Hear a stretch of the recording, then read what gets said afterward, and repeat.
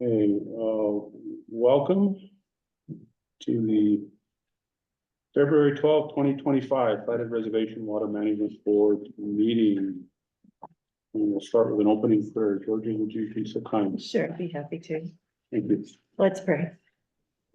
Dear Lord, we just want to take a moment this afternoon and come before you and acknowledge you and thank you for this day that you have given us. Thank you for each person that's here and thank you for the work that we have ahead of us.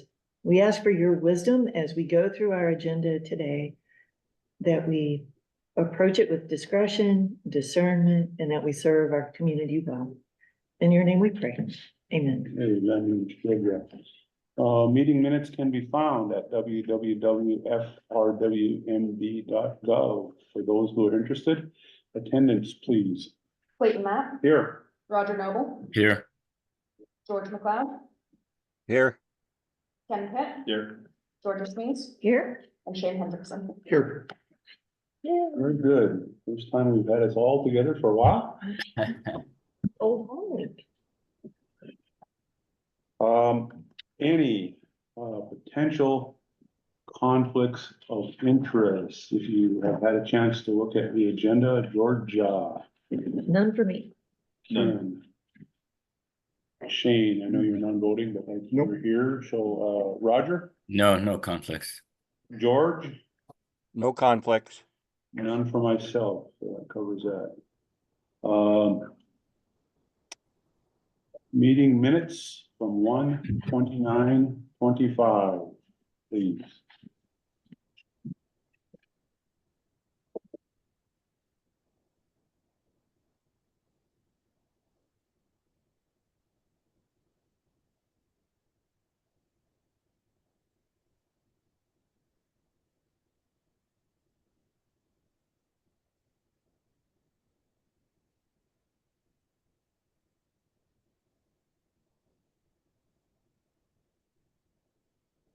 Mr. Chairman, I move that we approve the Wednesday, January 29th, 2025 meeting minutes. Motion by Georgia to approve the minutes. Second. Second by Ken. All in favor, say aye, please. Aye. Aye. Aye. Aye. Any opposed? Hearing none, we are approved. And today's agenda. Comments, questions, concerns, changes?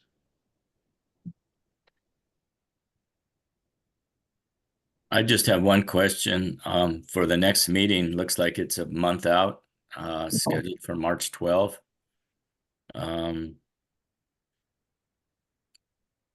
We've been usually meeting every 2 weeks. Do we want to wait that long or not?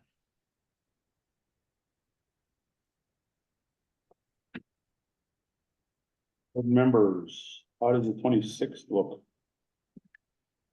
February 26th. Oh, I can't be here. Okay, George is out. I'm in. And then Shane is out. How does February 26th look to you guys? I'm good. I'll be out of town, but I can probably participate remotely. Okay, so Roger, you raised it. Were there any other options you had in mind? No, 26th, 27th, either of those. I just think that we got a lot going on that needs to be addressed.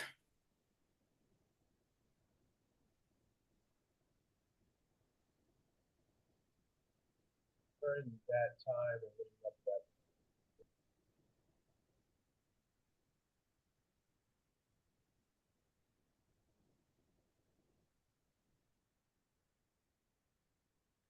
Ethan, we can't hear you. I don't know. Thank you, Roger. I was just saying that, the posting time leading up to that will be pretty, loaded with work here at our office. So it might help me if I knew what the board would want to cover so that we can make sure that we can achieve the proper posting and preparation for it.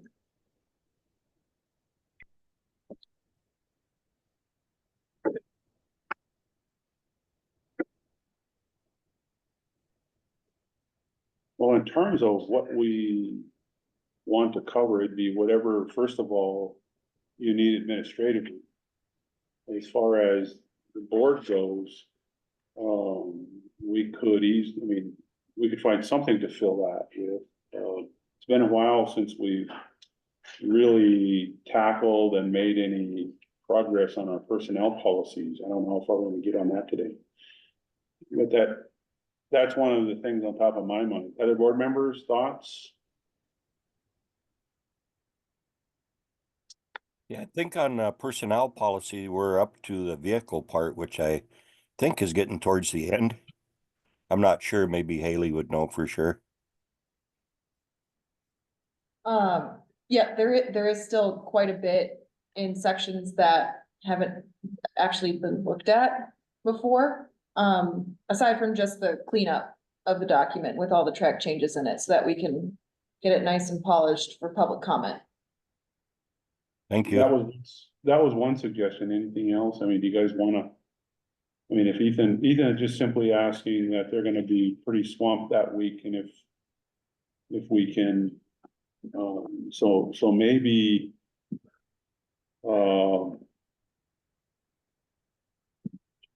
maybe we can try to have a draft agenda worked out a week ahead of time. What about March 5th? Yeah, well, let me just finish. You're right, because I'm looking at if we went to March, if we go the 5th and 19th. But if we, just for discussion's sake, if we're on the 26th, can we have a draft agenda worked out by the end of next week? I mean, would that help if we did that? Mr. Chairman, I'm not sure what you're asking. well, Otherwise. if the draft agenda is like simply the personnel policies, you know, we should probably be able to achieve that. But in terms of like building a lot of other substantive documents, we have a lot of internal, you know, water right commitments, personnel, stuff to manage and so forth. Plus, we've got President's Day coming up, so it'll be, at least one light week. So I'm just trying to, you know, we're still kind of short-staffed, so I'm just trying to figure out what all we need to have ready, and if we would, because I would hate to, you know, perform on getting you the information that you wanted to look at for a board meeting on that day. Yeah, policy wise, I mean, that was my thought. I mean, board members might have other thoughts, but we also need to look to you for any administrative things you want to have on the agenda that day. So that's kind of also in your ballpark. I appreciate that. From my perspective at this time, you know, we could probably take care of our administrative stuff, you know, at that March target, not to dissuade you from doing additional work on the personnel policies in any way. Not my intention, Mr. Chairman, but I am also trying to look at, like, you know, in terms of what I could get put together between now and then. I'm a little short on building new document and policy type times between now and then. Yeah, all right, so a couple options, shoot for the 26th of February. And look at something like personnel policies as our priority. Mr. Or- Chairman. Or move to March and look at maybe the 5th and the 19th. Roger? Yeah, I guess after hearing Ethan's concerns, maybe we should just move to the 5th and the 18th. And one thing I thought, maybe I have looked at what Haley has started as far as revisions goes, and it's pretty comprehensive and pretty voluminous. It'd be good to get that out and have some time to review it in advance also.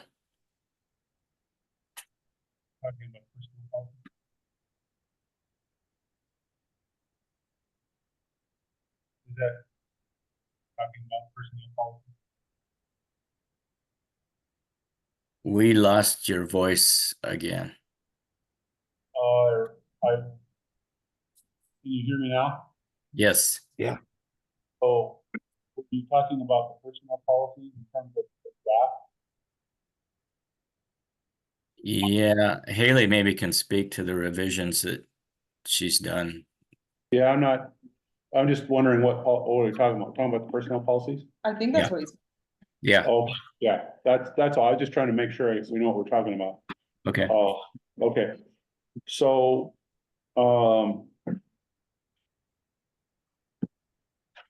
okay. So it is further suggested then maybe leaning toward, 2 March meetings. Yes, one on the 5th and one on the 19th. How would that look?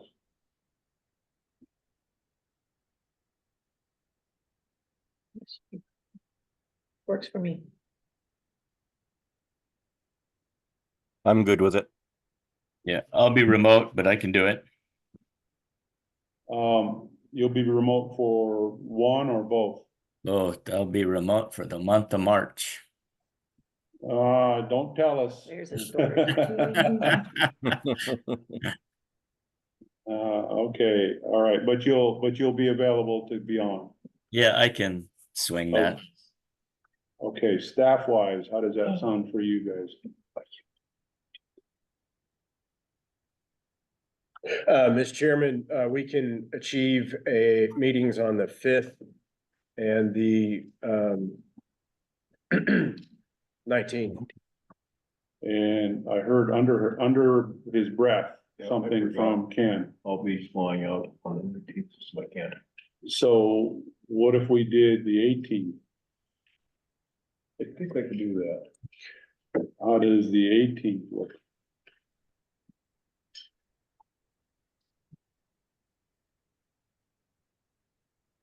I'll get it to you. 18th, guys, going once? I'm good. I can do it. You do, just to let everybody know, if we're gonna do something on the 18th, we'll have to have everything dialed in the week before because of the timeline to meet our 24 or our 2-day. Yeah, so you okay. just work up a draft agenda and have it ready Sure. that previous week.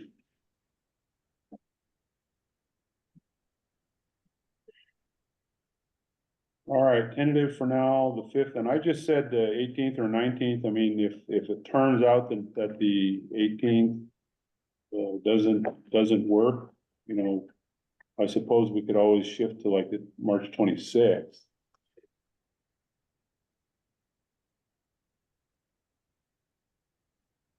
So by the time we meet on the 5th, we'll make a final decision on that second March meeting. Okay. So we'll tentatively set it at the 5th and the 18th.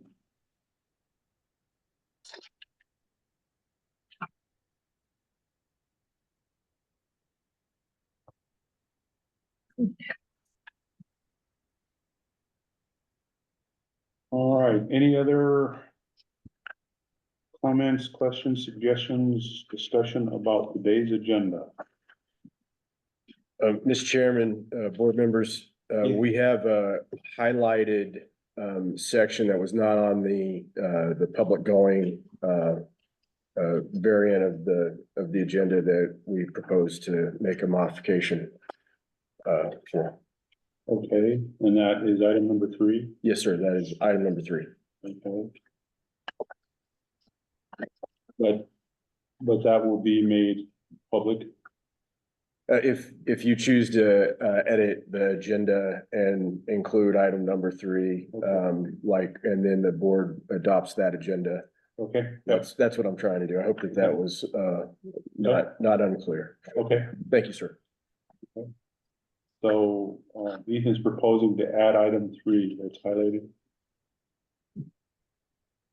Good? Good. Okay, I'm excited about item number 3. okay. Anything else? As I said, in terms of timing, the agenda says 1 to 5. I don't want to change that, but I'd like to propose that we shoot for having our executive session at between 4 and 4:30. So shoot for 4 and no later than 4:30 to have our executive session. Would that be okay with all of you? Yes. Yes. Yes. I can swing that too. I just have to leave at 4:30 to be where I need to be at 5. Okay, I'm gonna try to shoot for 4. So given that, as we start, if there's anything that we need to take action on from legal or admin that we definitely don't want to miss, we can shuffle that. We can reprioritize this, you let us know, or either do it now or we do it on the fly. Mr. Chairman, board members, we did try to structure your agenda so that if, things were gonna fall off, they would be, towards the end of the agenda, like, item 9. I would like to get all the way through, my, update for you on item 8. But I think that everything here is, relatively achievable depending on how many questions and discussion items you would like to have today. We should make that, if we get down and we haven't covered 8, we can always shift to that if the board chooses, so. Then the only other question at this moment I have is, this was laid on my file. So is this memo part of the agenda? Mr. Chairman, yes, this memo would be, item number 4. 4, okay, On the budget update, and I can do a better job helping to explain that document, that's, when I stand before you. that's fine, I just want to make sure it was on there. Yes, sir. All right. With that discussion and that change to item 3, if there's nothing else, we'll take a motion to approve the agenda. Mr. Chairman, Yes, sir. I've placed several calls to the office to all the gals that are there and nobody's called back yet. I'm sure you're fine to go over, but I haven't gotten a confirmation from them on it. We're using the conference room. And I've called several times and left messages. All right, I guess we can all just sit in my Suburban with the heater on. They come up here. Mr. Chairman, my Put it in office. 4 is wheels. Okay. All right, we'll figure it out. If you don't hear by then, we'll see, George. Yeah, I've got worst my case, phone right here open. They'll call. Thank you. Okay. All right, sir. All right, thanks. Need a motion to approve the agenda? I'll make a motion to approve it as revised. Who's that, Roger? Motion by Roger. I'll second it. Second by George. All in favor, say aye. Aye. Aye. Aye. Any opposed? Hearing none. We have an agenda. All right. Public comments for items not on the agenda. Do we have any public? We don't have any public. Have any public online? If anyone from the public would like to make a comment, please raise your hand and I will allow you to speak. Seeing no public comment.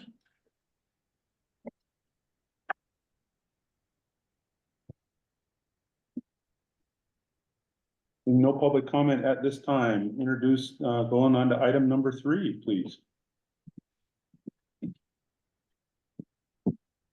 Hello, Chairman, board members.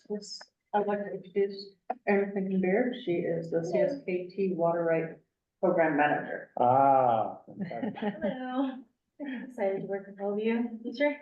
Yeah, welcome. Tell us a little bit about yourself and what you're doing. Yeah, so I got my undergrad degree at MSU in natural resource and range ecology.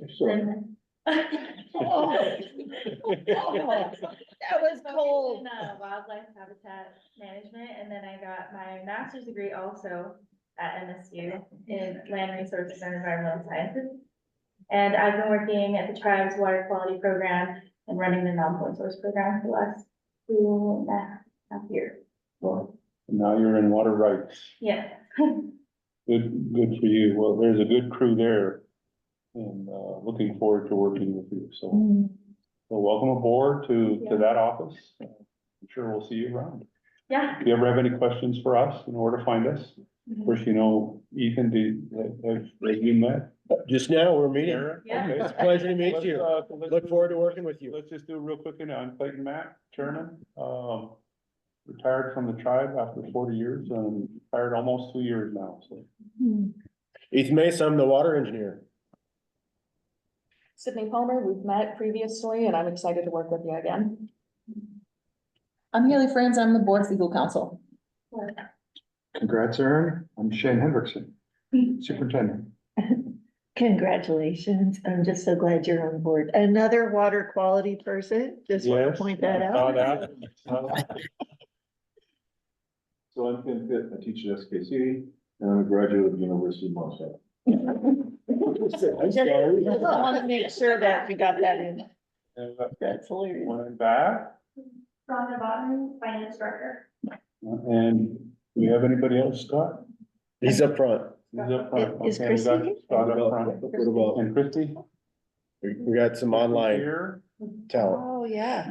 and Christie, oh, and then we got online, who do we have online? Well, I'd like to say congratulations to Erin. I've worked with her for several years in her collection of water quality, so looking forward to working with you. Good to see you. Hi, George. Mhm. Hi, Erin, this is Roger Noble. I look forward to seeing your face and working with you on water rights. Thank you, and did Blair have her hand, did Blair have your hand up? I saw a hand go up and then down.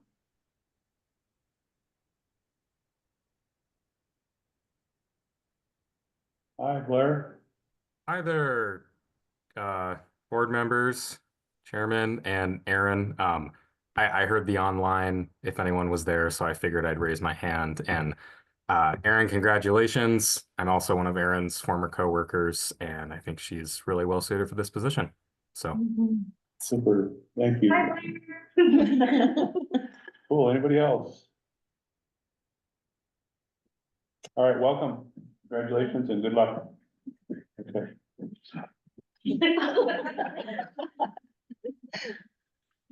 All right, item 4.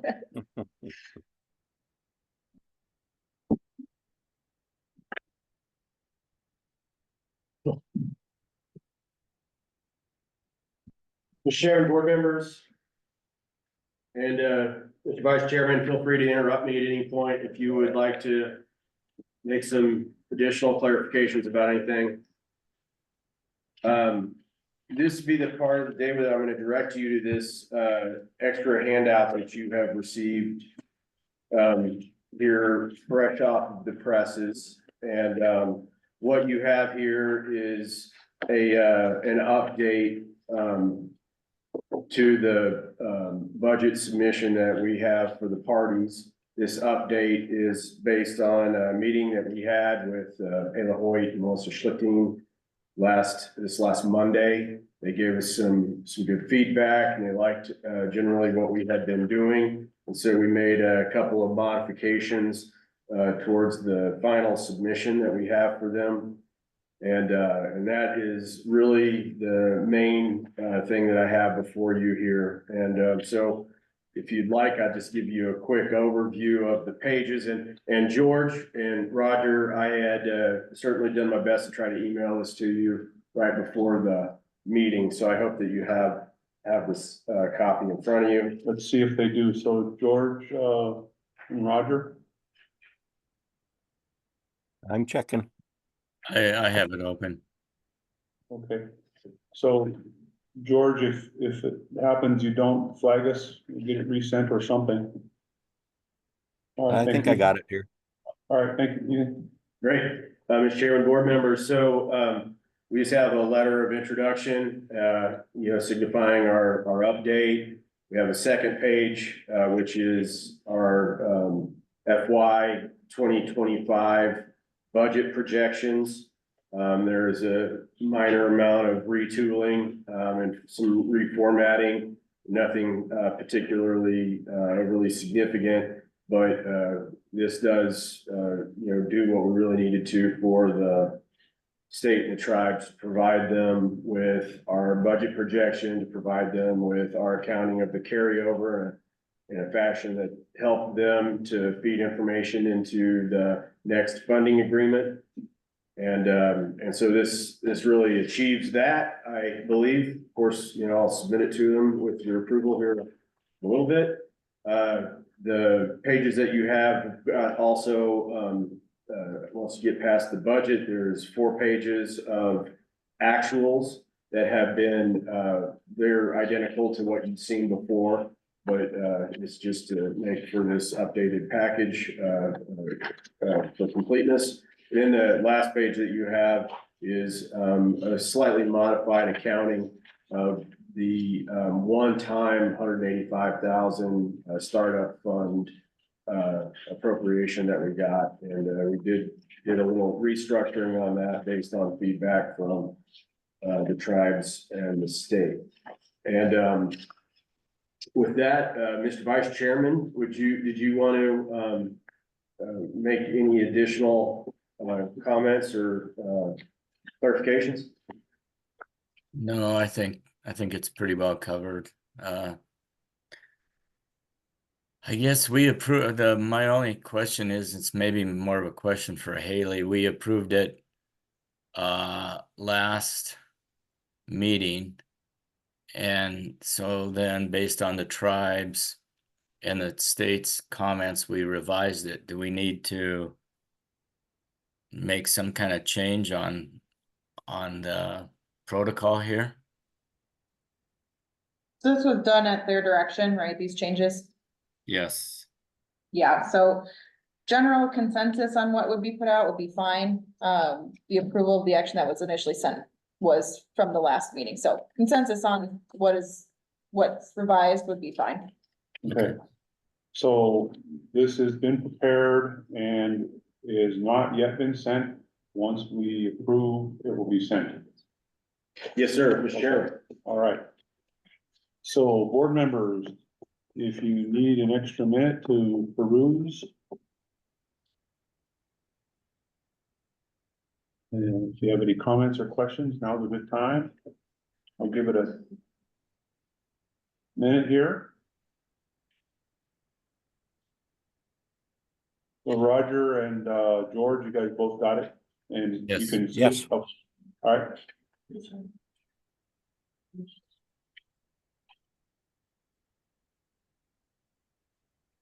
Ethan, you might just want to point out on the very last page, the $185,000 and discuss what the recommendation was there.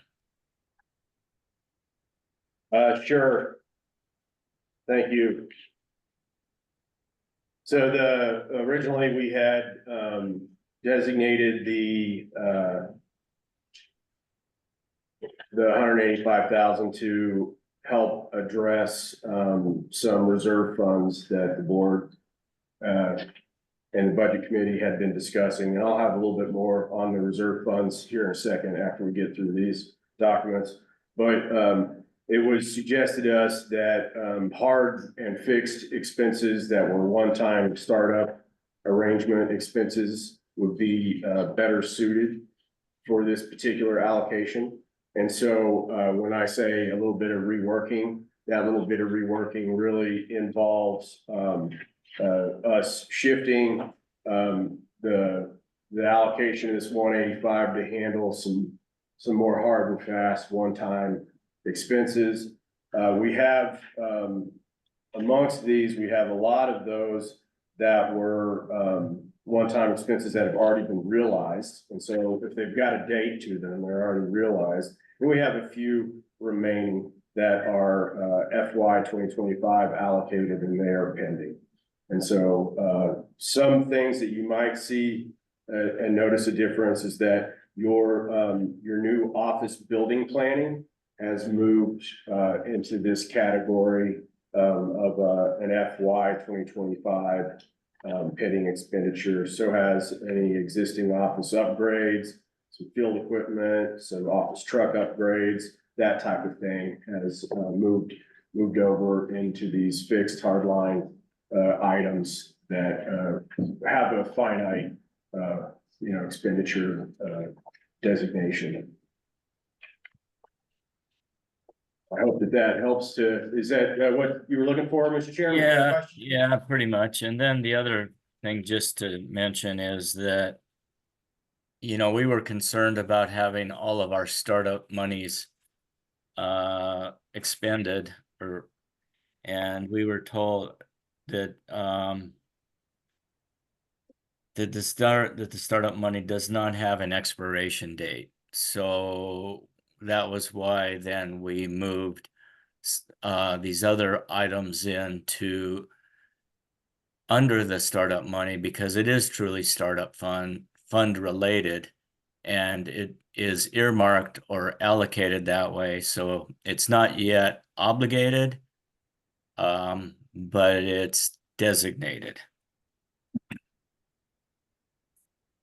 Good, thank you, Roger, thanks again. All right, if, Any other questions, board members? So, head nods. Agreed? agreed. Okay, Roger and George, Yep. Agree. we're good? Okay, you have consensus. Excellent, thank you. I do have, one additional, Once this is sent, so we'll get our money then, or? they, thought that would be a relatively quick process. The first step, however, will be, and that's a good, follow-up, Mr. Chairman, is that they will, draft the FY 2025, funding agreements. There will be a slightly different structure in that in the past, that funding agreement was a singular funding agreement that included both the tribes and the state of Montana, and this updated variation will likely be two very similar funding agreements, one from each entity. And so you'll be engaging in two funding agreements, one with the tribes and one with the state of Montana. So we'll receive those and then have to approve those You will, and then get the funding? yes, sir. Okay. And I'm assuming you and legal will have an opportunity to see those and review those for us. We hope so, Mr. Chairman, and of course, Mr. Vice Chairman will probably help with that process if, as much as he wants to. Okay. And Georgia, also the budget committee, I'm not sure what their full role is in that, but I'm happy to carry that however we need to. And if they know that our next tentative meeting is on March, what did we say, 5? We can ask them to have it to us before then, so we can have it done by then. I will certainly do my best, Mr. Chairman. Yeah, at least let them know. So we're anxious to get that taken care of. Excited to take that for you. Mr. Chairman. Yes, sir. One other thing to point out is on the second page, which is our fiscal year 2025 budget. You can see there is unfunded operations in the amount of nearly $220,000. Yeah. And that's pretty significant, and because these are kind of fixed costs, what we did learn is if we're going to start moving forward with a additional appropriation request, the process needs to be completed by the fall of this year. And that would be for the 2027 biennium. So I think we need to kind of prioritize this a bit so that we make sure we can meet that mark. So if admin and or legal would maybe think about building a calendar for us, now that we've got a budget, it's gonna be easier to actually approve these things and move them along and make those requests. But if you could build a calendar for us and set some timeframes so that when the time comes, we can approve things accordingly and have them done far enough ahead of time so that they meet those kind of deadlines for the next legislative session. Does that sound right, Roger? Yes, very good. All right. So I think that'd be a good way to help us out. All right, any other thoughts on that, board members? No. No. Right. There is just one more follow-up on the budget, excuse me, budget items, and this is we didn't want to lose track of our reserve funding funds, and so this is not something that will go forward in submission to the parties, but this Thank is you. something that is appropriate for you to have. Everybody need a stapler? But Ethan, sorry. Yeah, all right, and so what we have here is we have done a fair amount of work on our reserve funds, and we got some feedback from the parties, and even though they didn't want to see this in the package that was needed for the next funding agreement, they did have some, I thought, very useful suggestions. So one of the things that I did already mention was that we had moved the board's building planning fund over into the 185 appropriation, and that was one of your previous reserve funds. Now, in the absence of that, however, we have backfilled that with, I thought, a smart suggestion, which is to include a 3-month operation fund in our reserve funding. And so we've been running about 100,000 a month. And so you'll see that there is that new additional reserve fund listed there. You'll also hopefully recognize these past, the litigation fund, the liability fund, and the PTO payout fund. Those are ones that you had seen before you, today. This fund designation is then followed up with our accounting of the board's application fees and account interest that has been earned on the board's money market account. And you can see that thanks to fiscals actuals that were provided, that we have the application fees and the account interest designated in here by the periods for the past actuals.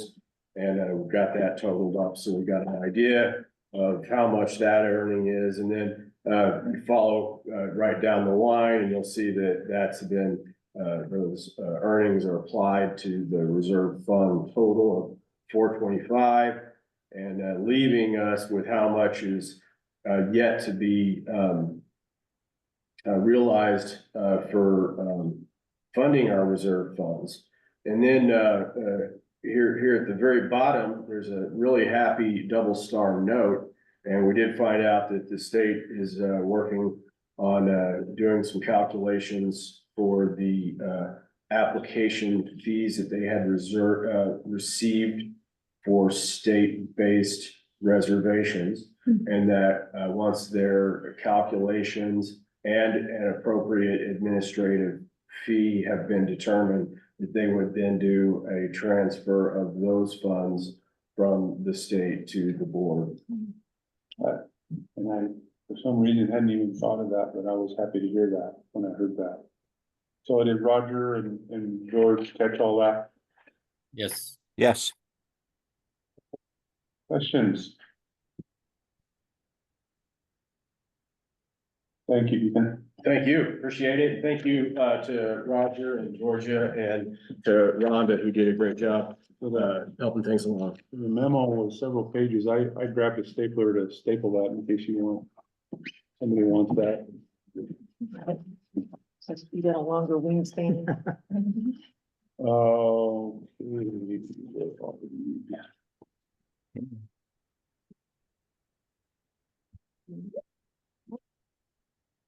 Since the main item there was done by consensus, there's no board action needed, correct? Do you need anything else in the budget update? I feel closure if you feel closure, Mr. Chairman. All right, D&O Insurance.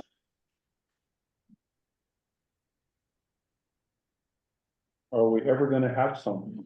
I sure hope so.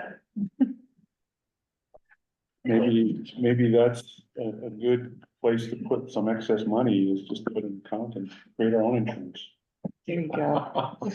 Yes, go ahead, Rhonda. All right, if you guys are ready, we'll kind of jump into this. Yeah. I'm not sure how the packet's set up, so we'll go into the D&O insurance. You should have like a one-page little summary, and then you'll have a stapled email from Shelley Moore with Bishop Insurance. And so she was able to secure us Let's to, make sure everybody's looking at the same thing. So in your packet, there is a email header says Rhonda Boughton. Is this what you're talking that about? is, yeah, And then it's stapled, and then there are other pages from Shelley Moore. it's 4 pages total from Okay. Shelley. George and Roger, you guys are able to access that?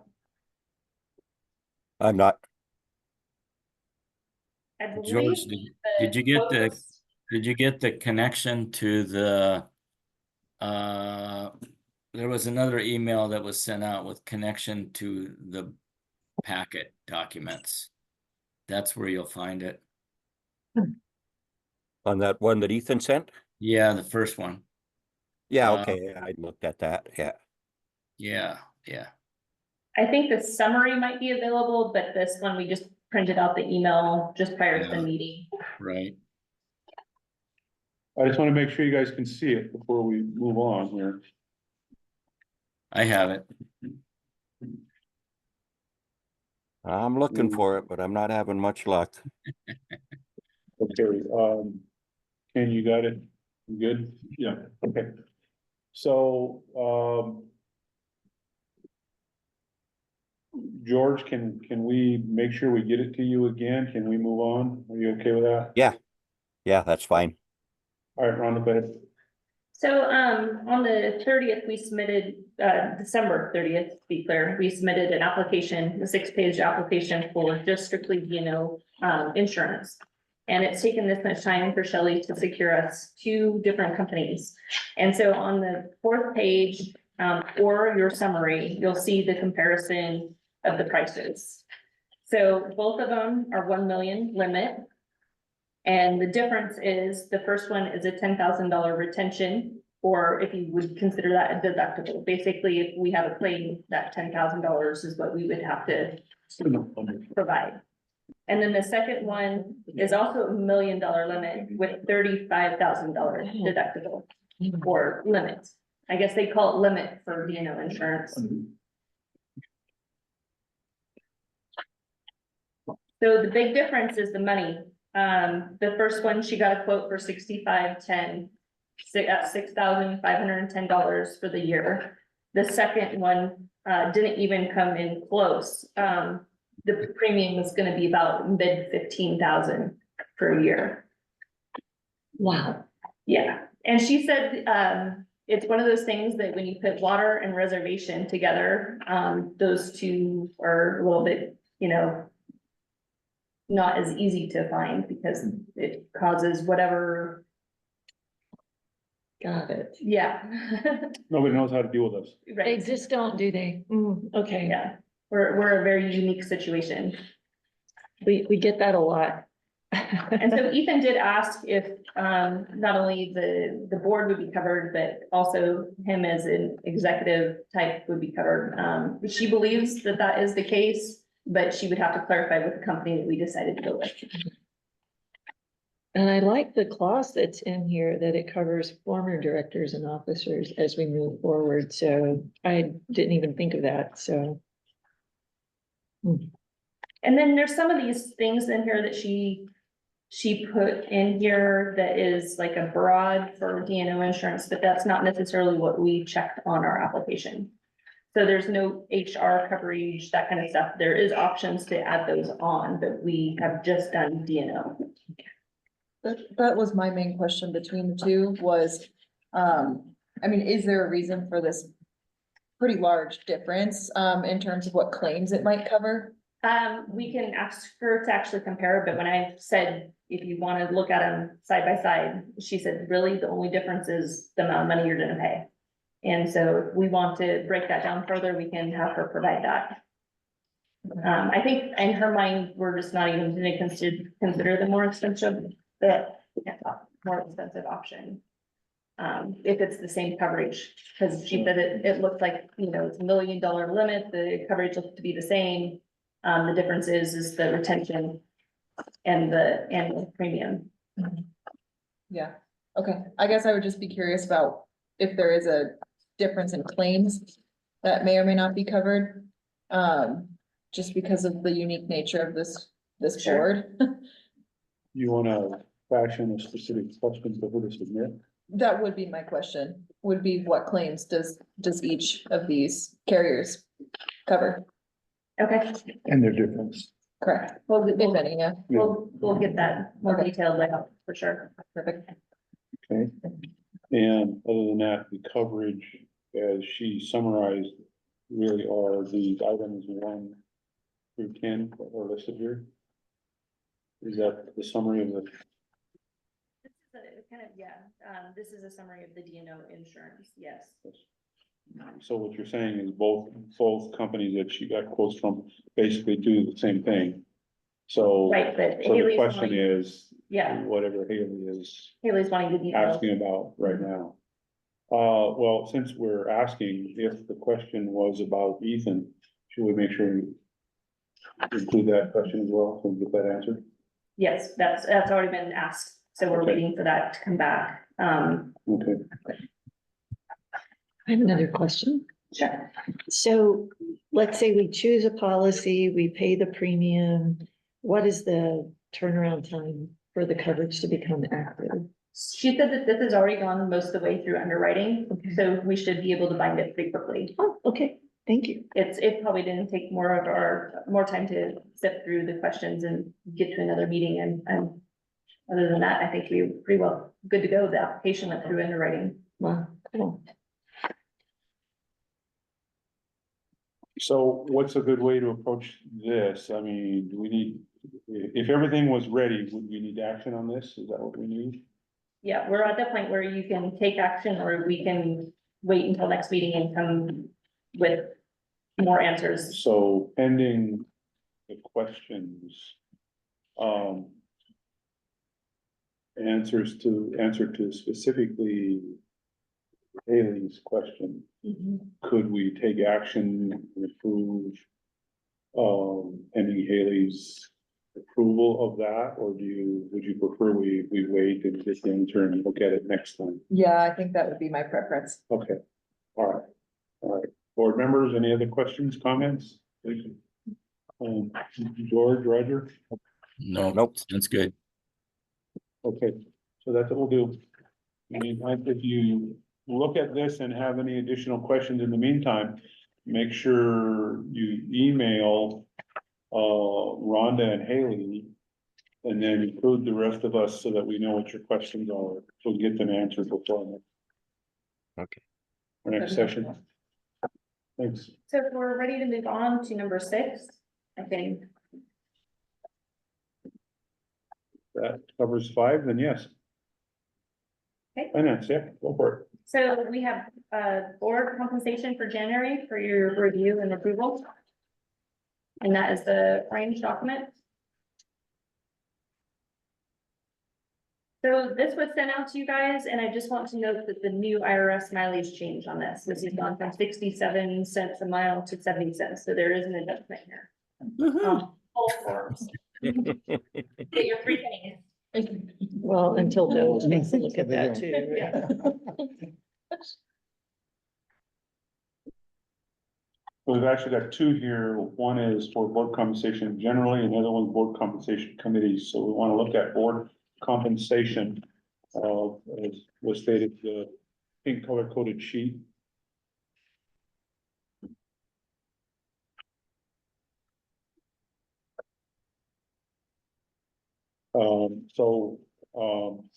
Roger and George, can you see yours? Yep, Yes, Okay, I'm good. yeah, I'm good also. so, there's 2 goods. I'm good, 3 goods, 4 goods, 5 goods. All good. All good, so do we want to take action on this to approve? Yes. Okay, everyone's good. Any public comment on this for take action?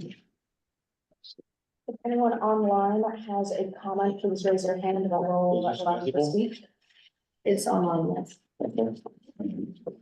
Seeing no public comment. All right. Having reviewed it, seeing no public comment, if the board is ready, we'll take action to approve this January 2025 board compensation.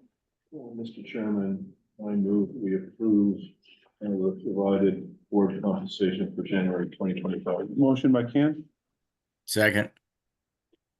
second by Roger. All in favor, say aye. Aye. Aye. Aye. I hear all ayes. Any nays? No nays. All right, we're approved. Thank you. Georgia, is there do I see a big question mark over your head here? I don't have my planner here, but I thought I was in the Zoom meeting, but I don't have my planner to confirm which one. So we just approved what we have. If there, if there is, if you have a record of it and it's there, let's just document it by email. Okay, And then if we can have them cover it, then at that point, then let's do that. I don't wanna miss that. Shane, Just process question. I know there's a budget for board compensation. Are we tracking the real cost against the budget? Yes. And committees are tracked separately from regular board meetings too. Yeah, I know as we add meetings, that affects the budget. Yeah. So I just want to make sure we don't overshoot, or if we do, we're aware of it. yeah, so after 3 years, I think we're getting close to where we can almost produce an average number of meetings Yeah. that we're having, but yeah, I get it. So, being tracked, so great. Thank you for the Yep. question. Any other questions? All right, we're on to board compensation committee, correct? Yes, Oh, you need- okay. with the exception of, we need to verify for the regular board meeting or the committee. it was a Zoom meeting and I thought for sure, Regular meeting, right? yeah, it Regular was a meeting. regular Okay. meeting by Zoom. Okay. I thought he remembered seeing me there. I'll have to check my plan. Was that the one for insurance? I believe so, yes, the January 22nd insurance meeting, So that would have been a committee. yes. No, that was a regular board. Regular. There was a potential that, the board was gonna need to, strike quickly on taking some action about, some health insurance. It turned out to, it evolved a little bit differently than, I think any of us thought. And so it was, but we, The still. meeting's recorded, it was and let's just still go back and look and Just figure it out. verify, yeah, figure it out. No worries.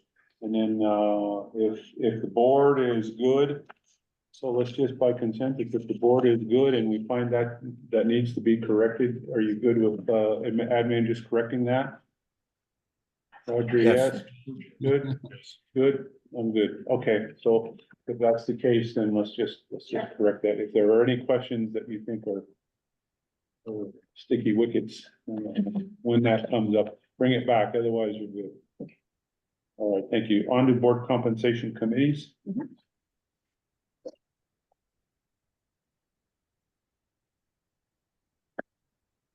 Well, it boils down to 2 of you.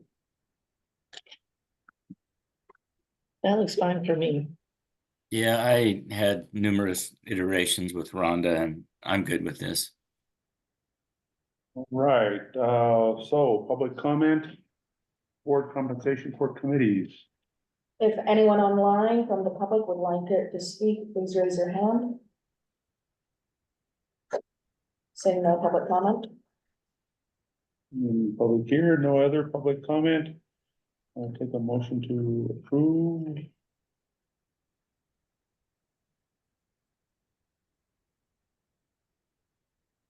Motion by Ken. Sure.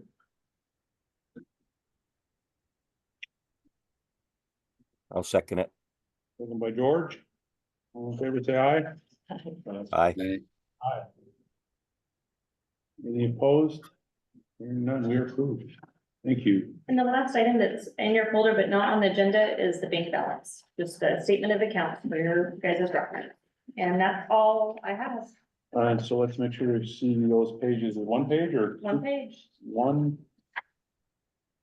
The other one was the summary for D&O Insurance, that was the one that was lost in my packet. Oh, okay, Sorry about that. okay.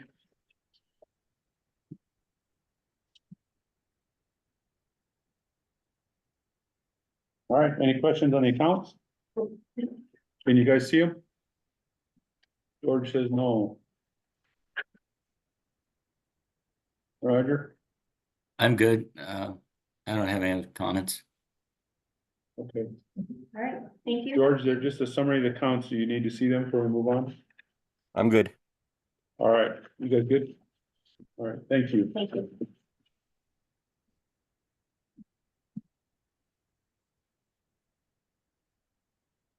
Item number 7, is that what we're on? Goodness, staffing and recruitment updates.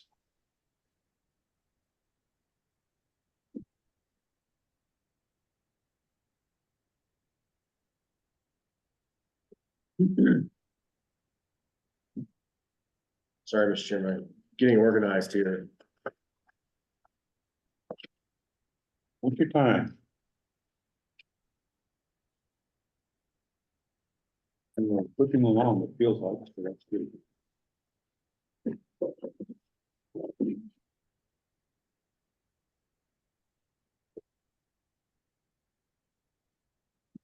Having a heat wave with this 5 degrees out. Oh, well, then. Above zero.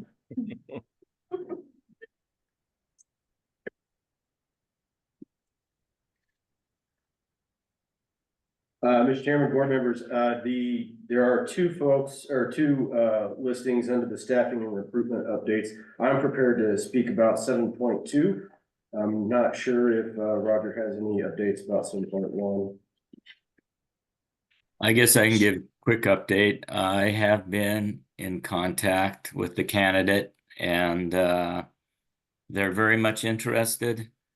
They have a couple final things to check on before they can confirm 100%.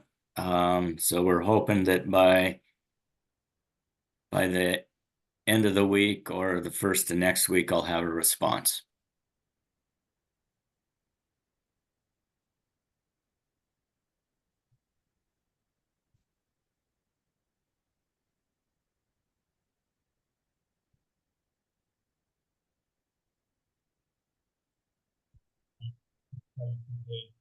I can't hear you guys again. I'm sorry. Okay, I was just curious how many we're talking, because you were saying they. Oh, is that I'm a couple well. people or one? One, yes. She. Okay, that's fine. So that is pending. Thank you, Roger. Any other questions for Roger? Okay. Ethan? Great, Mr. Chairman, board members, happy to announce under item 7.2 that first of all, we'll have one new water resource specialist, Amanda Behrens, starting with the office on Tuesday, February the 18th. And additionally, on Monday, February the 24th, Tyler Fenner will start with our office. And so part of why I'm trying to push some meetings around a little on you, Mr. Chairman, is to try to be available for orientation and training and the general things that go along with new starts. Very good. Did we get their names officially sent to us by email? Contact? No, I was gonna probably do that when I got their email set up, and so I could do my customary welcome somebody to the team, but you'll be able to respond to them on the official channel. Very good, very good. I'm just super excited at that news. So thank you for just made my day. So Yeah. I should happen to see him on campus, I can say congratulations. I believe that is more than cinched up on that level. Okay, Yes, yes, sir. Causing problem. No, I appreciate it. Thank you for that thoughtfulness, but you are clear for full acknowledgement on that front. All right. I just want to underscore it's 2 more SKC alums. I think that's pretty awesome. So we got a lot of SKC folks in here. So Very good. I'm having a little proud mama moment over here. All good. You probably had several of them in class? Yes, Yes. yes, you Oh, too. good, oh, good. All right, All right, Mr. Chairman, board members, I'll move on to, Office of the Water Engineer updates. item number 8, you're good, go for it. So the first item I'll bring up, hopefully we see the wheels starting to shift over, because I will say that as of right now, staffing shortages continue to be an issue for our workload. And so if we see a little, like, oh my gosh, looking like chickens running around with no heads, that's because we are trying to stamp out a lot of different projects with not enough folks. So very happy to see that shifting. We have had a lot of influx, continued meetings about development of domestic allowances and complex shared domestic allowances. So that is really starting to get, folks have found our office and they're trying to figure out how to fix their water right options or develop new ones. On that front, because we didn't want to lose sight of the past work that we've done, we've had Scott Owlinger sending out letters, kind of one after the other, about people who have maybe missed their deadlines for filing their completions. And so we have, in addition to everything else we're doing, we're constantly kind of moving forward with compliance phase of things that you as a board members actually signed off on. We're going back to some of those original filings and approvals and making sure that we're either gonna get them into full compliance with their completion or terminate the applications. So that's going on as well. Let's see, there was a training that was held independent of any of my poking and prodding to get James Frakes to move Anna and Sydney along in the pivot table and water right reporting things. And I believe, Ms. Sydney, did we have a water right report? Yes, it is in the packets. Excellent. Would you give us a quick overview of the hard work that you put into that? Yeah, of course. We worked on this pivot table and we reaccounted for the 2022, 23, and 24 totals. And then we summed up what we have received in January and February thus far. And so far in January, we have received 11 Part A's, and then in February, 4 Part A's. And then thanks to Scott's help, we have received a total of 10 Part B's.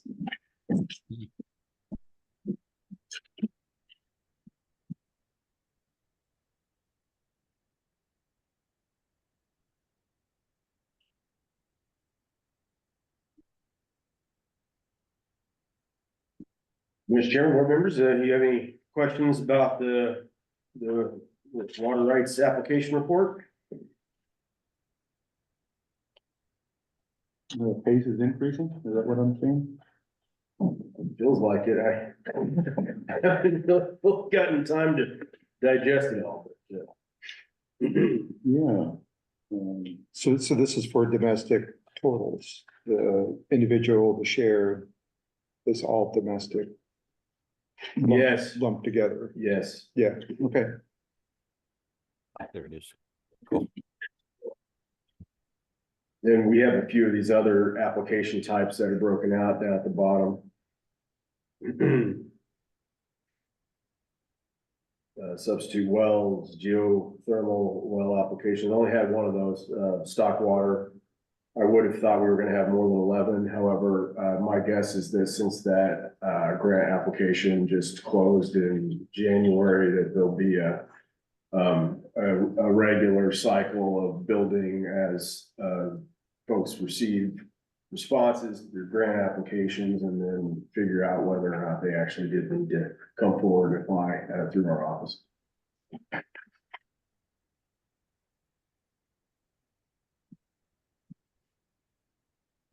Any other questions or comments? Thank you.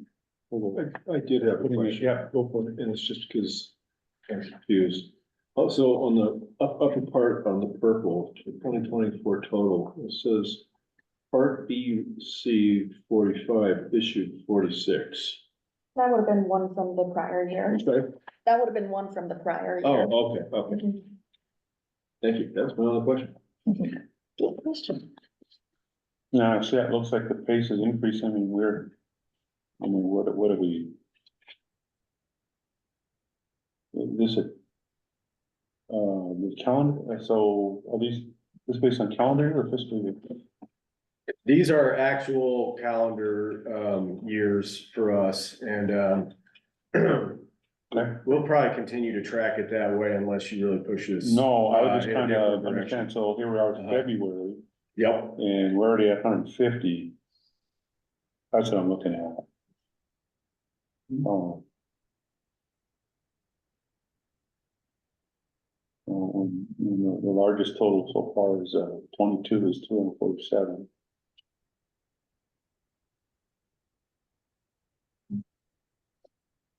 And close to last year's total already. Looks like your pace is picking up. Say that, I'm not following you. Upper left-hand corner says 22 total, 247. Yep, 23 is 198. 24, and we're only in February, and we're already at 150. but we're in 25. Right? right, so the total that we've received in 25 is 15 so far. 22, 23, and 24 are your totals, where 25 is expanded by month. So this year we've had 15, if I'm reading it correctly.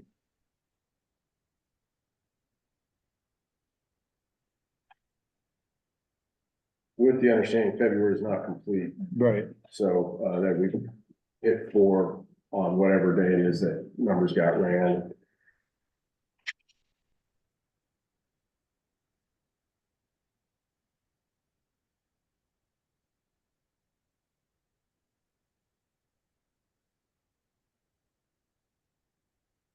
Okay, so total received 22, says 247. What does that mean? Am I just reading this wrong? Mr. Chairman, I'll look over your shoulder here. 247. All right, so in 2022, we received a total of 247. 2023 received 198. 2024 received 150. Now, 2025 was broken out because it's actively moving. So we have January number of 11, or February number of 4, and they total up down here. Does that make sense, Mr. Chairman? Yeah, I just have Okay. the dates wrong. Okay, gotcha. Thank you. That never happens to me, Mr. Chairman, so how embarrassing for you. Yeah, All right, any other questions? I did write 24 on something, the other, just. Smart or dumb or otherwise? Yeah. Thank you. All right, All righty, Mr. Chairman, board members, I've been busy getting ready for new hires. We've already moved through, most of the paces on background checks. We got computers ordered. I've been, thankful to work with Rhonda to get, things poised for the payroll integration, and I'll have their, new email requests out by the end of the week and get them sorted out on that front. That will, of course, when somebody gets picked up, there's a whole new slew of, paperwork that will come forward. It looks to me like, not only for, new employees, but for existing, we'll have a, maybe an updated, vehicle use form. And so we'll get that into the mix. And, generally, yeah, things are, looking pretty positive on the personnel and payroll and IT integration fronts and computers. Next item I've got for you is that, on, March the 11th, I'll be, speaking with or, either alone or with a board member at the, Polson Rotary Club. And, I has spoken to the Polson Rotary Club once before in April of 23. They're interested in our office, what we do, and water rights updates for the board and the office of the engineer.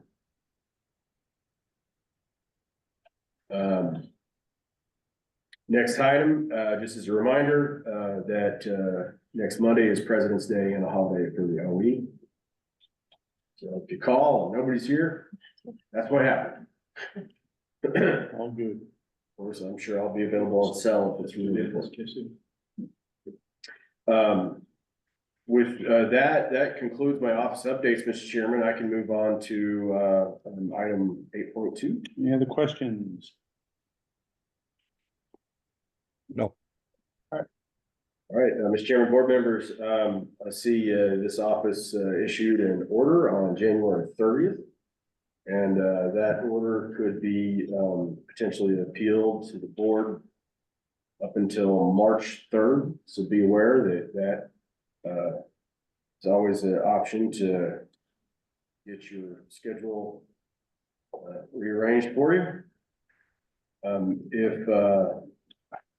If the order is not appealed, I'll provide board a briefing after the March 3rd date. If it's appealed by March 3rd, or when it's appealed, what's the next deadline for having a hearing? How much time do we have? So that'll be set by me. You would be working with me at that point, so to keep the separation from the office of the engineer. At that point, we would set a status conference to determine what that date would be.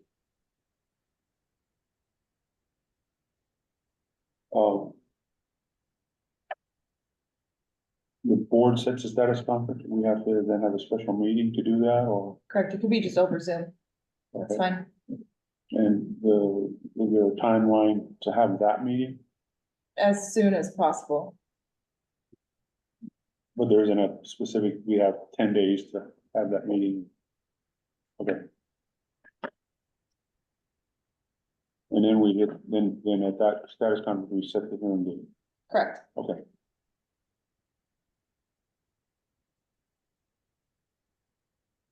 Correct? All right, Mr. Chairman, board members, I'll move on to item 8.3. Wireless updates. We've made a pretty substantial headway with the permissions matrix and what all our office needs to be able to access. In particular, as it relates to existing state issued water rights. And so we're finding some agreement on that front and moving those items into development with the database developers. See, the other update I have is that we're kind of in our post-funding issue. The work flows a little slower, but it is moving along. So we're happy that, I think that everybody's striving pretty hard on all fronts to try to, everybody recognizes the importance of the work. And so I'm pleased to see things moving forward.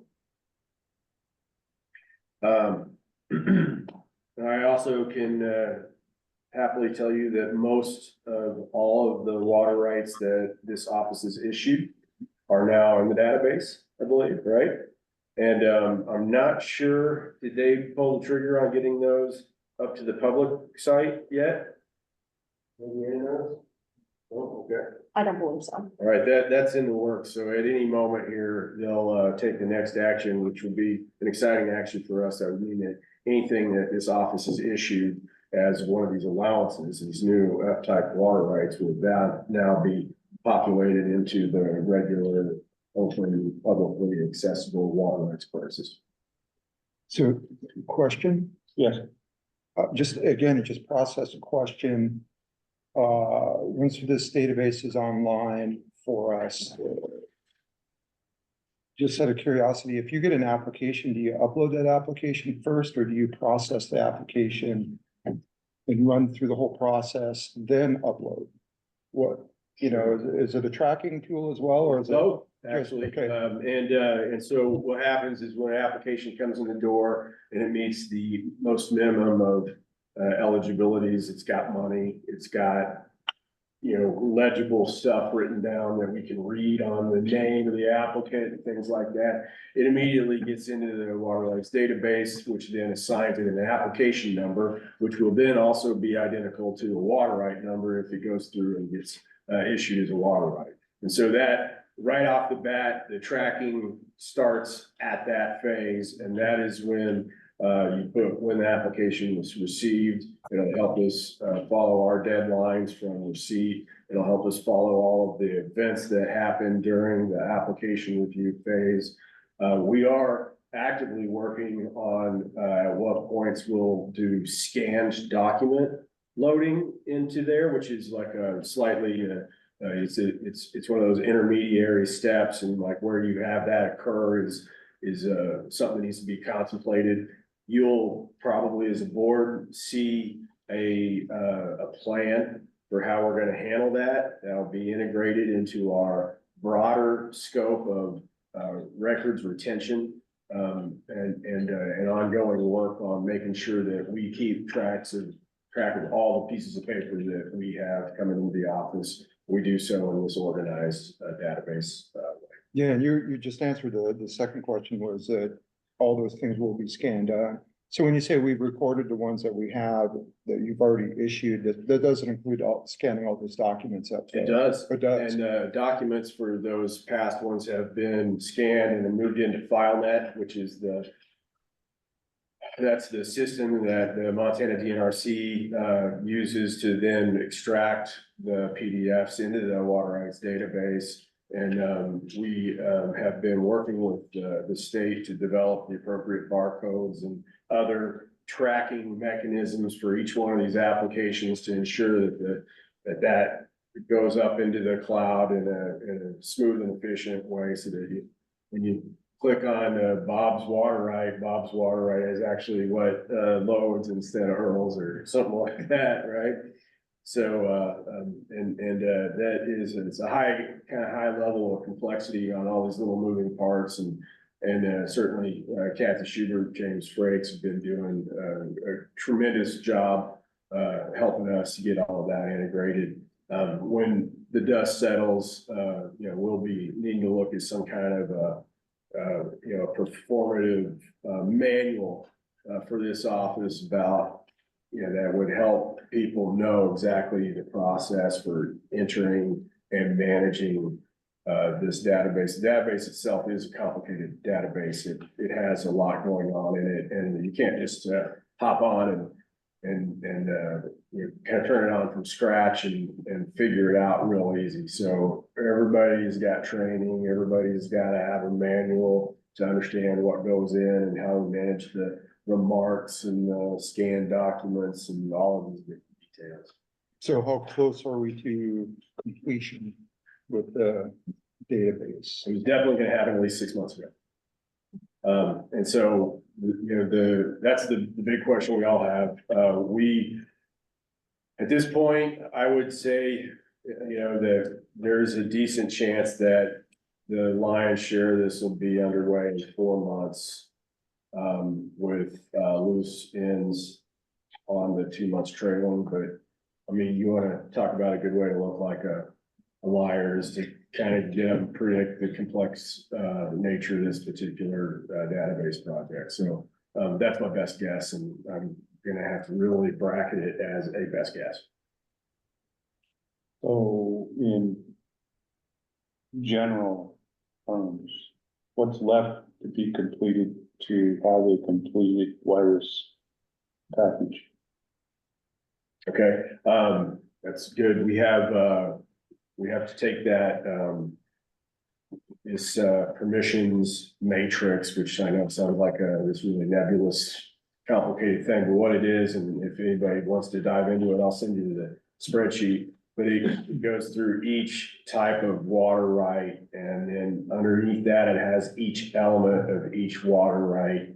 And then what happens is, you know, we have our office staff, and there's a, you know, can view can edit and designation on each one of the elements. And once that gets sort of set between the state, which will include their new appropriations bureau chief, it includes their adjudication bureau chief, and all of that, leadership weigh in, our office weighs in, and then that goes into the development phase. So that's actively underway. We still have to tackle the method that we're gonna handle ownership updates, which is gonna be a significant item because it doesn't match the way the database looks at water rights, because the database doesn't see trust lands or fee lands. Those are not categories that are in there.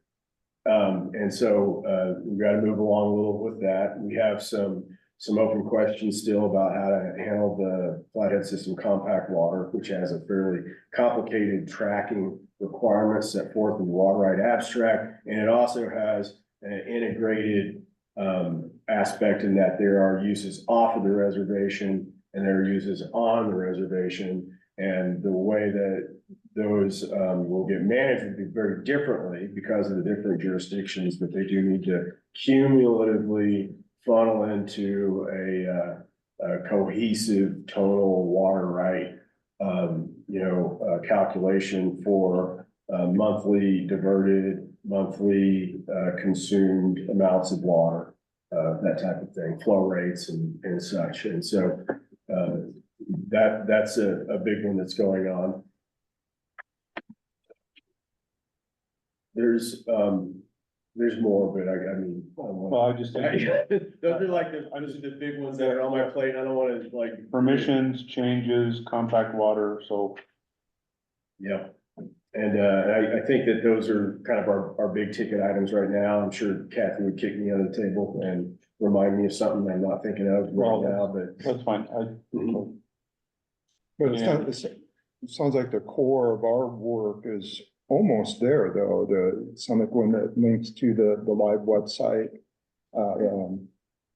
If, the normal work that would come through the door, it's about ready to go live. There are some of the water right types here, like the allowances that are very close to finish because we don't have the permissions issues with those like we do, other than the ownership update, which spans all water rights. And so those, we've got all the reports in place so that when you issue one of those, it looks like a water right with our board and office header at the top and our particular elements that are set forth in the compact and policies and our issuance lines. And then the same with water right abstracts. So, there's a few of the nuanced stuff that we're getting into right now. There are these things that I call change abstracts and version abstracts, and those take a little more computation about figuring out how those need to look and figuring out how those need to get integrated into our workflow. And there's not one single person who works with every aspect of the database.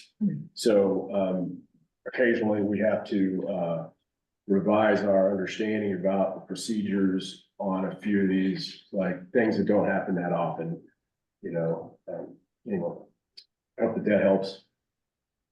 It's getting there. Yeah. I've got to maybe come in and do some of this myself, but I keep thinking, at some point we're probably good to do a bit more of a detailed session on the whole wireless picture for the board so that and I keep always going back to some sort of graphic that maybe kind of gives us a picture of what that end product's gonna look like, and then in that process where we're at. Don't know what that graphic is, but just something Well, that graphic is like 17 graphics and, I know what you're saying, like to try to isolate it and do a more consolidated. Some kind of summary graphic, yeah. I'm not trying to load up your work, but that's what's in my head. Any other questions by board members about virus? No, Roger, you kind of tracked this quite a bit. I don't have any updates beyond what Ethan mentioned. I think Shane is right on that the core of this is virtually completed. There's some nuances left that will take time to resolve, but it's basically functional now. So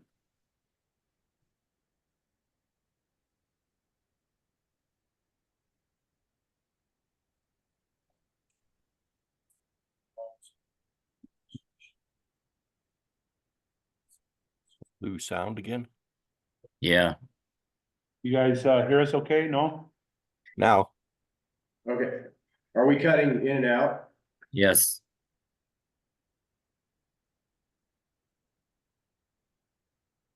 You're out right now. How's that happening? Can you hear me now? Yeah, kind of faintly. real quiet. Is there a kink in the cable or any? I did just try to see if there was a kink in the cable, but we'll look again. I'm scared to Is look it, too hard right now. can you hear me fine? Now we can, yeah. Yeah, I'm just wondering about whether it's a distance thing from the speaker. I don't know. It Um, doesn't seem like that. It seems like the owl falls asleep or something. It's catching everything on the record, just so you're all aware. I've been paying attention to it. Okay, well, it looks like it might be nodding off. We'll wake it up here. Let's check, one thing I didn't check.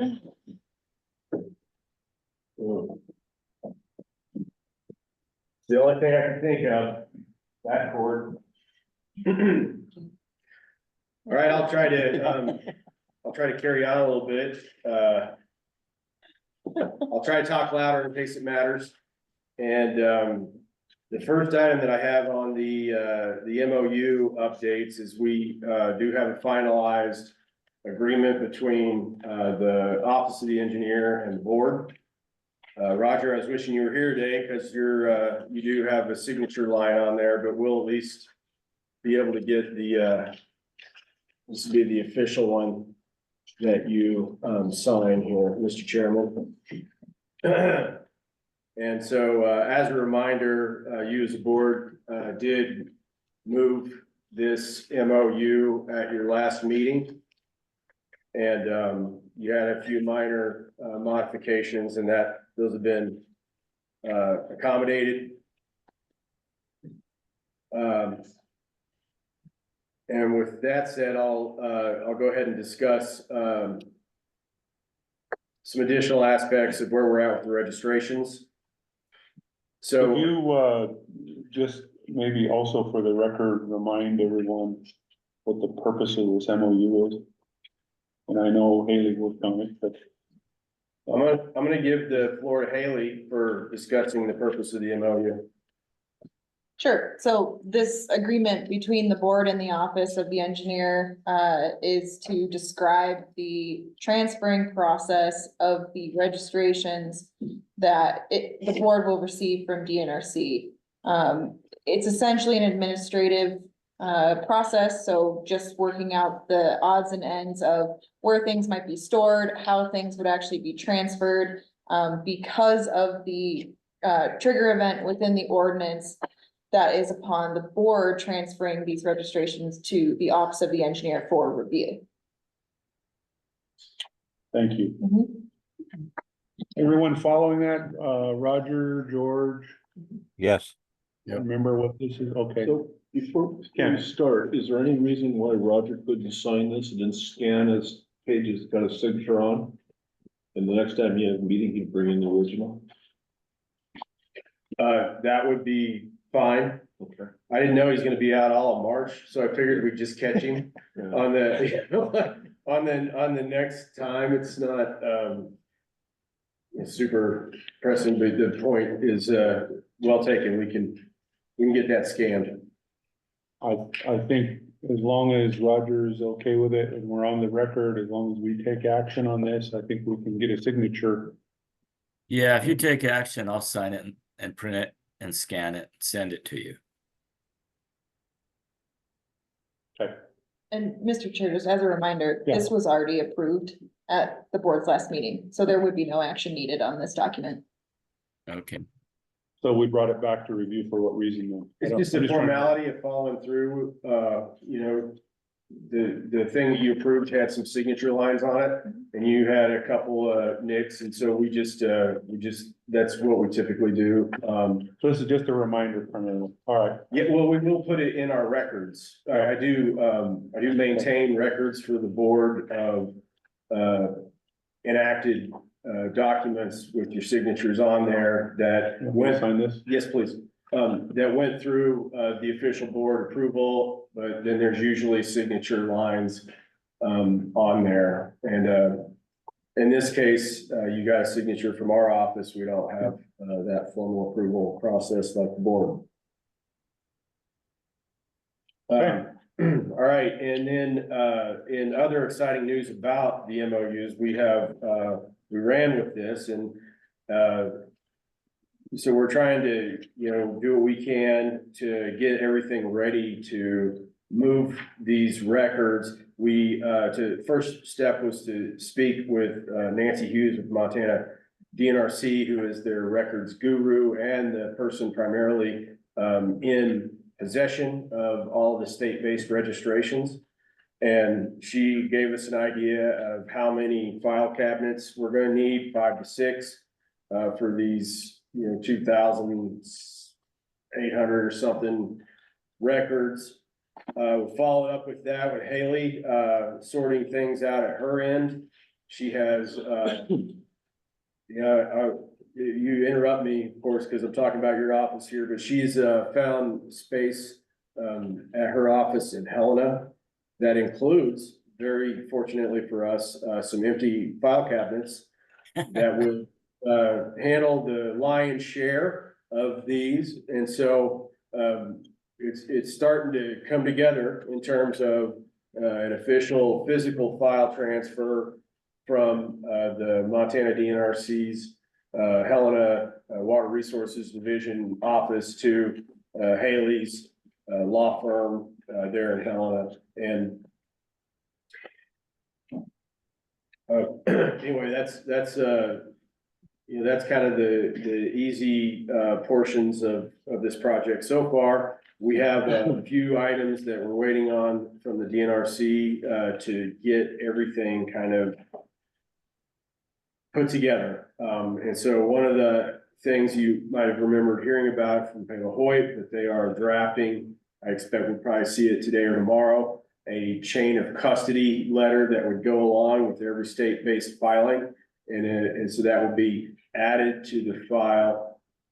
I have requested that they also scan and add to the file the state-based issuance that would be either in a pending or suspended status, because we think that capturing that historic interim phase is a good idea. And because as soon as we switch those over in the database, you would not be able to reproduce those suspended and pending abstracts that had the state DNRC headers at the top of them, okay? That will follow up with the finalization of the pre-review work that the state's been working on, and they'll add the pre-reviews that the state has done, which is to take a cursory look for completeness and check, you know, things that seem obviously missing from any of the filings, which should hope to front load some review for our office, which will of course still do a very diligent and independent look at each one of those as specified in the compact.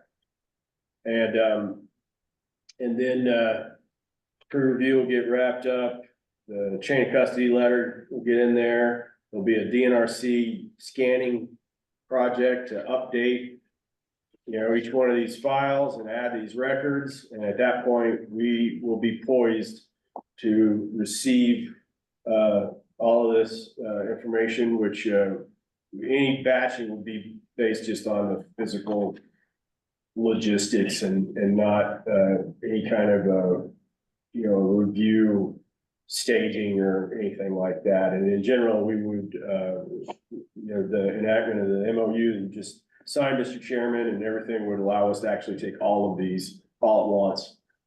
And I say us, I actually mean you, the board. And, very specifically, it's you, the board, that would take them all. And then I, out of the office will request from you in batches or one at a time as prioritized by our workflow.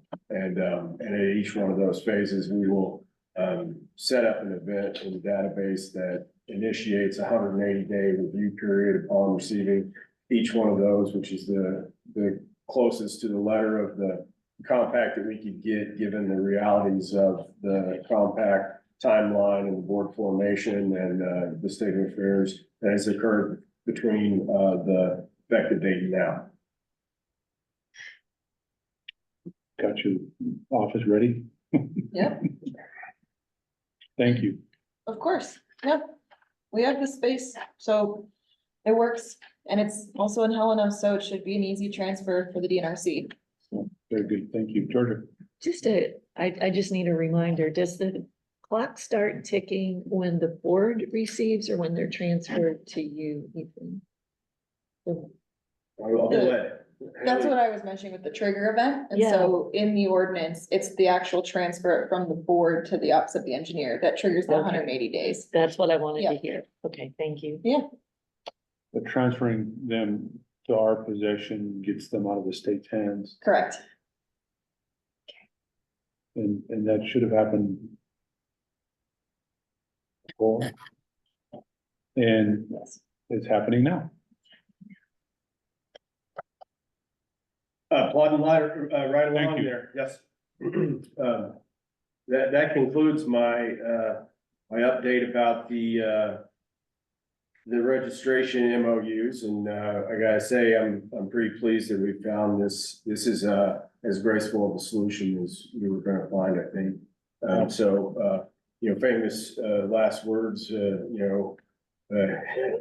not until it's tested, but I feel confident that this is the right maneuver, so. So just curious, so the data, so they get transferred and then we can transfer, whatever batches to you whenever you're ready.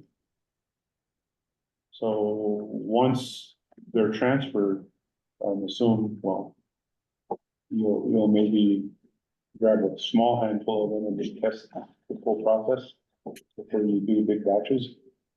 Absolutely, and we recognize, so we have actually moved a bunch of these already. Because and part of the reason that we wanted to have this solution is that in addition to the batches that you're talking about, small at first, larger afterwards, we really need to pull in suspended and pending registrations that are part of new areas where there are new applications. Because as you know, you as a board and your WPMP have integrated all of the permit exceptions into defined areas and linked those for an assessment of like a cumulative annual volume. And so our internal procedures at this point is to move every pending and suspended registration on an area that has new application requests in, and because we want to get those previously filed rights finalized before we move to the next thing, because one can affect the other. If we issue something, Conflicts. if we issue something out of turn, it will just be that, out of turn. All right. Everybody good? Yes. I'll just make one final Yeah. comment. So just keep in mind too, and this is something that we can revisit. As the office starts receiving these registrations, these batches, they will be in possession of the office of the engineer at that point. And so at that point, we should start thinking about storage facilities for the office of the engineer and also like dry storage, cold storage, capabilities, because these documents will need to Fireproof be storage. correct. So just as a reminder. Well, just also not trying to shock you right now, but you will see a long-term proposed management plan for these that actually contemplates recycling the physical paper after the issuance, which is in fact what the state of Montana is doing right now, to avoid this mound of physical files that has to be paid for and climate controlled and so forth. And I expect that board members will have some different thoughts about that. So I'll put it in front of you in writing to take your input, and we'll leave some time for you to give us your 2 cents about what that looks like and why we would do that and which types of records we would want to keep, on a longer term basis in a physical form and why, and which types of records we would like to just offload and rely entirely on several types of digital archives that I will, I am working on that plan right now. And so you're saying that's what the state's doing right now? Yes, sir. They do not keep any of these smaller well files past the date. Exceptions obviously would be these registrations. But they do have a giant mountain of claims and new permits at Iron Mountain Storage in Helena. It's a significant amount of money to retrieve documents out of there. So putting things in and taking things out costs money. And so, they did pull the trigger on offloading these smaller well issues, and they scan them and recycle them now. And it's a little more complicated with some of the older water rights, like the claims. Who, they don't have the full jurisdiction over those claims, but generally what I'm seeing is a trend of people who told me it would never happen going to digital. And because of the logistics of long-term physical storage are quite difficult. And the other thing is that everybody wants a high-quality digital archive, because you can open it in Helena, you can open it in Missoula, you can open it, over in Pablo. Anybody has full access to those. That's really what the modern era of records is looking for. Is Going toward which they must have, and we will eventually have to have some super security protocols in those systems, probably redundant backups and so on and so forth. We do already have that, actually, Mr. Chairman. So I know you guys sometimes think I'm loafing on the computer, but the reality is we have a great backup system set up, because a lot of the files that we have, like the recordings for these meetings and these other pieces of paper, this will get scanned. Those are to us equally important documents that we are required to retain in this stable long-term platform. Digital is an option for us, and so it's a good way for us to have that long-term storage and retention comfort. Just out of curiosity, do you know if at the time the state is scanning things, putting them in the digital before they actually recycle them, do they send copies to the owners? That's been a big discussion, and it was one of the things that came up, and whether or not, they would send that to those original filings to the owners, and a lot of debate about how much that would cost, because some of these claims files, or you've seen them. I'm telling you, some you've already seen, but everybody else who might not, there's a lot of weight to it, and and there's, you know, I think she said like 470 something thousand significant files. And so one of the things that you will also end up contemplating is, you know, whether or not we would have a position regarding past new appropriations and claims that the state may decide that they do not want to pay for and retain anymore. Those would be, you know, claims post adjudication that, you know, would be under the jurisdiction of you board members. So we'll have to contemplate that also. Absolutely. Thank you. Any other questions? No. Okay. Moving on. My last item for you today is discussion of the lease extension. Vice Chairman Noble sent me something and I didn't, I apologize, Roger, I didn't quite get that integrated into anything today. I was trying to catch up on some other stuff and just sort of saw it while I was sitting here. Would you, in addition to what I have for the lease extension for this office, would you mind terribly just describing what you Yeah, have? why don't you go over your lease first though, Ethan? Yes, sir. Thank you, and I appreciate that your willingness to do that. So what you have in front of you is a very streamlined lease extension. When we last discussed this, there was some desire for me to go back and request to see if like maybe we could do some upgrades and there'd be a cost share, such as, you know, interior paint or window upgrades for some of the single pane windows that are here.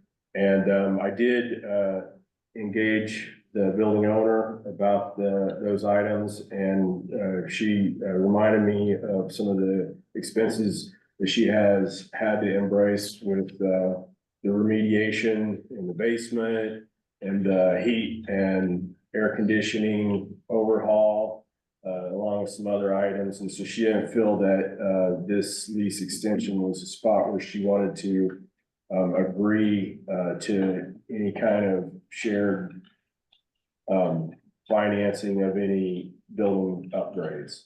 So what you really have is a 3-year extension. She certainly would do 4 if you wanted to, so long as the year, in this case would be year 7, had this annual $150 a month increase in lockstep. But you know, today what you've got ahead of you is like really, I'm going to encourage you to lock up some office lease space that we'll find ourselves in that spot in May. But it is certainly up for the board's discussion. And if you have any questions, I'm happy to answer them. Questions? I don't have a question, it's a comment. So I've been running some numbers here and calculating what is the average annual increase in rent based on national averages. And that is 2 to 3%, which would be about $48 a month. The percentage increase that she's applying to us is 6% at $150, which is 3 times the national average. I would want some justification why this building warrants 3 times the national average in annual increases in rent. I mean, she's definitely getting back her money in what she's put into the building and then some. And we still have a building that needs significant upgrades. So, and our staff don't have a window. So, that's bothersome to me. Yeah, so I don't expect you to have an answer for that, certainly. I just find that is a rather extraordinary rate, in my opinion. I can like offer one, you know, idea in that we are starting at an amount per square foot, that's much lower than some other people are charging. And so that, That's fair. you know, yes, that rate increase is higher, but we're starting, you know, lower. Okay, And so, but still is high. you know, what would you like to do? I want to complain. I just got it out, so, yeah, What would you like the board to do? that's a different question. I don't know that I want the board to do anything, it's a big number. Well, would you like us to pursue an answer to your question before we execute this? No, I think Ethan, thank you for that response. It does help to know that our per square foot cost is coming in lower. That helps moderate that, and I did not take that into account when I was running numbers, so. That's okay, I'm just offering. Thank you, know, that's gracious. So would you like to propose to the board that we get an answer, or would you like to let it ride?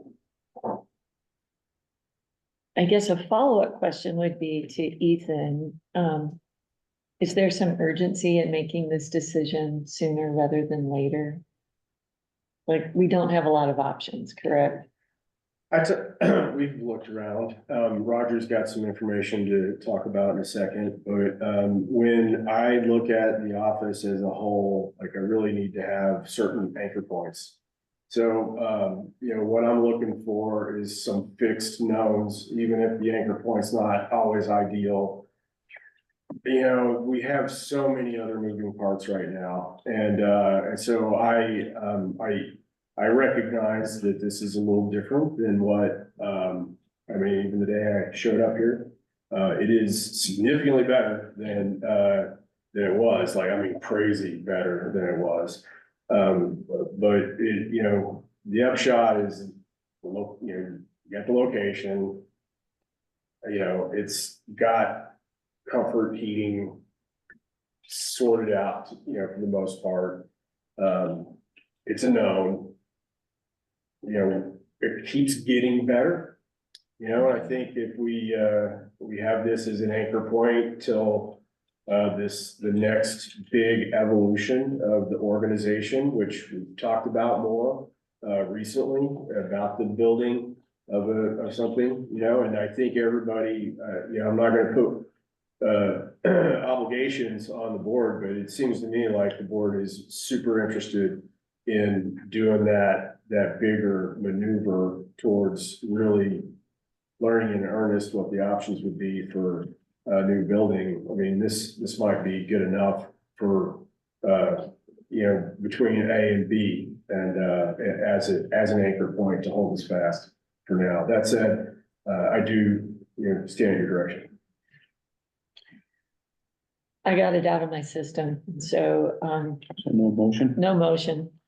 And thank you, Ethan, for the explanation. No worries, thank you. Anybody else? Mr. Chairman, yeah, I want to give you a update. I got a email back from the people in Polson that had that former bank building that is still available. And I got this email on January 29th, and I forwarded it to Ethan. I was hoping that it could be at least put on the screen, but I can tell you what it says. So they are still interested in leasing to us. They were going to do a flat rate of $3,400 a month, and that's not a triple net, so that's good. They are also willing to, well, the leasee is responsible for mowing, but they're also would do a build out for developing those offices and exits and whatnot that that they had proposed to accommodate our staff. So I just wanted to give you an update. I know the staff is not interested in moving, but I thought it was at least pertinent to provide some additional information. Did we get far enough to know what the difference in size is versus this building? I don't have the square footage on this, but I think it's, from what I recall, it's pretty comparable on the main floor. The basement is open. It's mostly just for storage and a break room in the basement. So the basement's basically not included as usable space. Okay. Thank you, Roger. Any questions for Roger? No. I guess maybe begs the question, is the board interested in pursuing the Polson option or exploring the Polson option more? Yes. Exploring. Exploring. I see some head nods here. I see a head nod there. Roger, you've been involved, so it sounds like so. So what next step would you like to take in that exploration? Well, I guess I can get all the specifics on this, but I think if the board's interested, then other board members should go and take a tour of the facility. And staff, yeah, I like that. And staff. And Ken says and staff, so yes. And staff, yeah, you bet. Once you get more information together, email it and then, or email us that you're ready, and then let's try to set something up. Okay, sounds good. All right. Thank you. All right, My quick, run, if, you know, like so we're gonna, cost wise, so did we need to take action on this lease agreement then? if you were gonna sign it. And I think, so,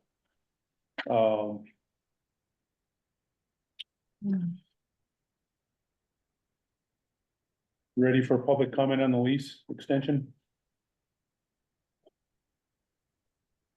If anyone online would like to comment, please raise your hand and I will allow you to speak.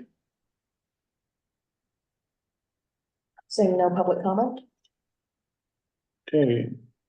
I'll take a motion to approve this.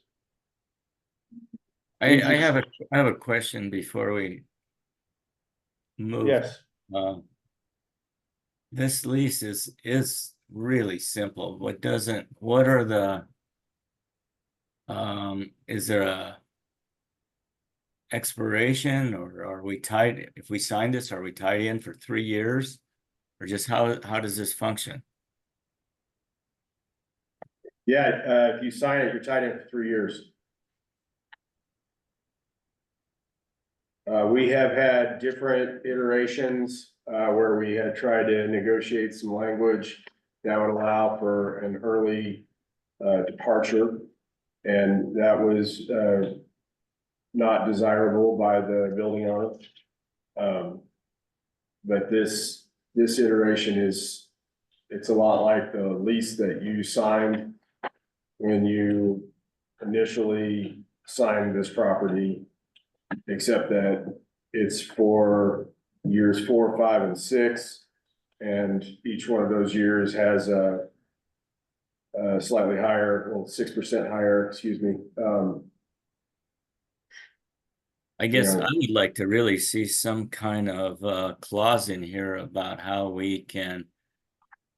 much time we have to apply to terminate it or something to that effect. I mean, this is, the way this is written, it's all just written in favor of the lessor and or leasee, and there's like no escape clause out of this thing. so we had that, so we don't have it now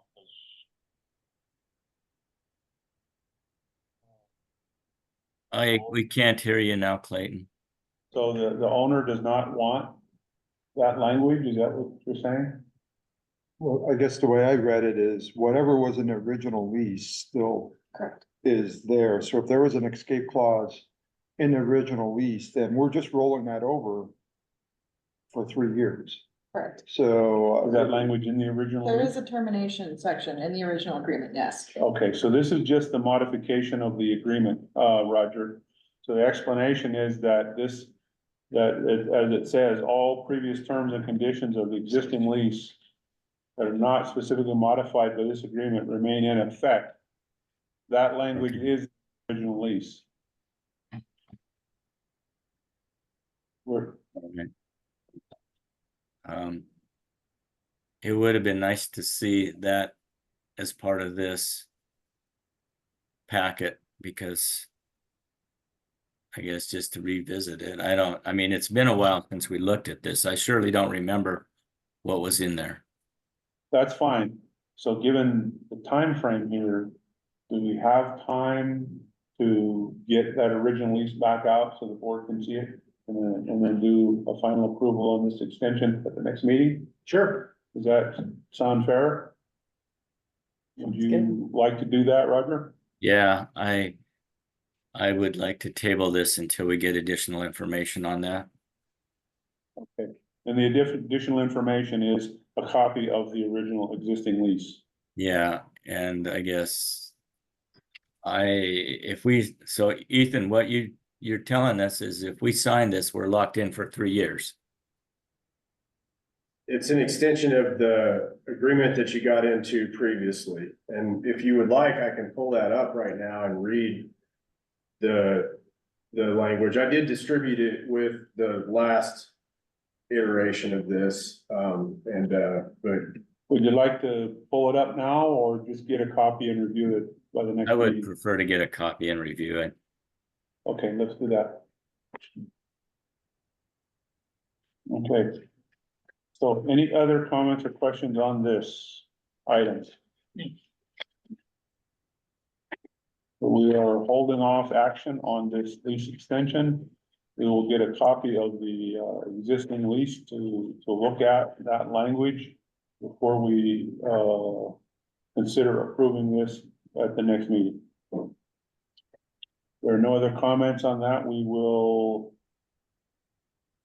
take a break. yeah, I'm done with my, Okay. my section. All right. All right, let's take a break. Thank you. All right, we're back from break, so we're on to item number 9, OE personnel policies.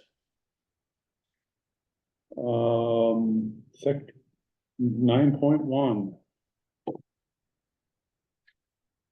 think the only update with this was to change the highlighted language from the vehicle policy to almost mirror what the vehicle insurance policy does for checking vehicle infractions.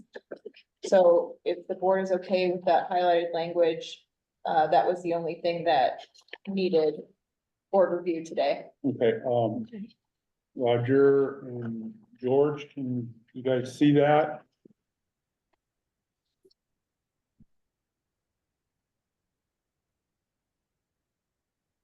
I don't. But I think I have reviewed that. So you want to review the language for him so we can? Can you pull it up, the document? Should be in the documents that were to post.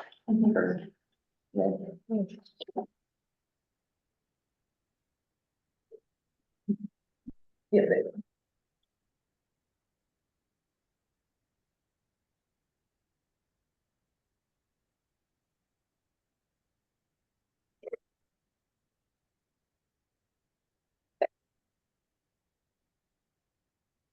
Thank you. So just the highlighted down on the second page. There you go. Oh, yeah. Yeah, so it was my understanding from the last meeting that the board just wanted to put some sideboards on that language. In particular, that it just matches what the vehicle insurance policy checks for. So the language has been edited to say prior to being added to the board's vehicle insurance policy instead of just a broad ranging, office can ask for infractions at any point in time. This now has an event where if an employee is to be added to the board's vehicle insurance policy, that would be the point when the employee would need to present the infractions that he or she may have for the past 3 years, which is synonymous with at least our current vehicle policy.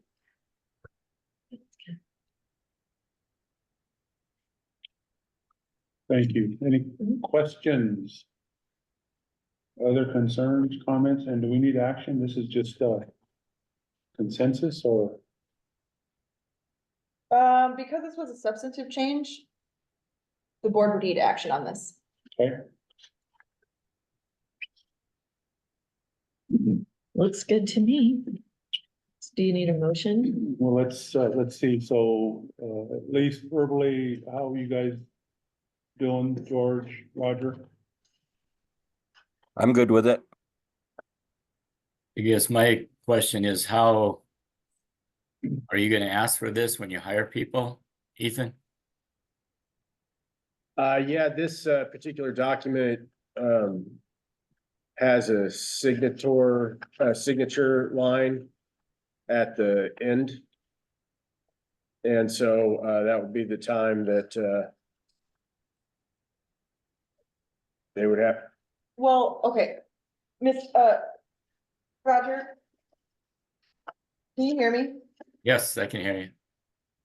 Okay, are you talking about when the office might ask for past infractions? Yeah, I just started, are we gonna ask for that prior to hiring them, or how's this just gonna be implemented? So the language that's written there says prior to being added to the board's vehicle insurance policy. So if an employee was going to be added to the vehicle insurance policy, that would be the point in time when the employee would have to present past infractions to the office. So they basically can't drive the office vehicle until they do so. Well, an employee can't Go ahead. drive the office vehicle until they're approved on the insurance policy. Right, that's what I'm saying, so. So you've got to ask for their driving record up front so that they can be able to drive the office pickup.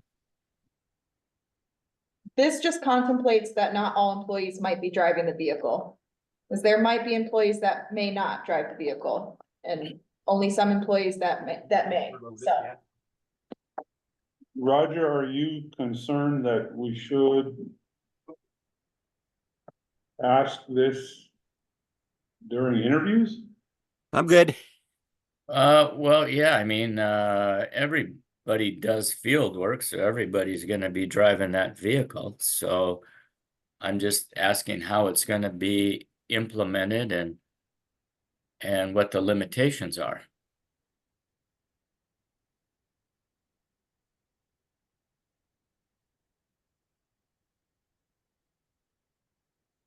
So it seems to me you wouldn't ask this question necessarily as a make or break during a hiring situation, because there are people who don't drive the vehicle here. It would only become pertinent if they have to do field work. I So don't know. field work positions, I Then you guess would the ask. question is whether or not this also, I mean, I'm just trying to understand what you're asking, Roger. So are you suggesting that this question be asked during interviews? Well, I guess I don't know. I don't know anybody that wouldn't drive the vehicle that's not in the office, potentially. So I can provide a little clarification on that, and Rhonda can maybe back me up on this, but as of right now, there are only 4 employees that can drive the vehicle. So Ethan, Sydney, Rhonda, and Christy. So the other employees that are here, even if they are contract employees, cannot drive the vehicle. Correct.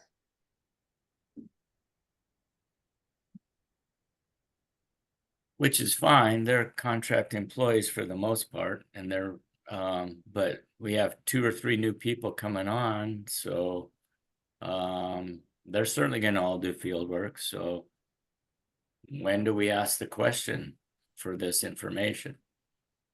One of the, if I've been a while since I've hired or been hired, but one of the options is, during an interview, for a particular job, especially if we know that field work would be required, is to simply know whether or not someone has a valid driver's license.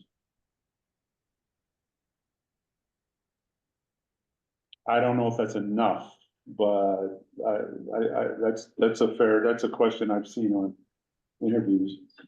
Correct. I mean, so again, to give some background from the last meeting, the way that this sentence was drafted was very broadly, and it was at the inception of employment. The board didn't like that and wanted it to be when the employee would be added to the insurance policy. An employee might not necessarily be added to the insurance policy upon starting their employment. They might get in, maybe pass their temporary status and get into permanent status, and at that point, they might be added to the vehicle insurance policy. So procedurally, what are the consequences if we hire somebody and then after the fact, go through this process, go through the insurance process, they do report an infraction, then they're not insurable, or and then therefore can't drive? It depends on the insurance policy, but this is also something that the insurance policy asks of any employee being added to the policy as well. So depending on what their insurability criteria are, depending on how many infractions that employee might have, yes, the insurance policy could come back and say, we will not insure this employee, even though they're required to do field work.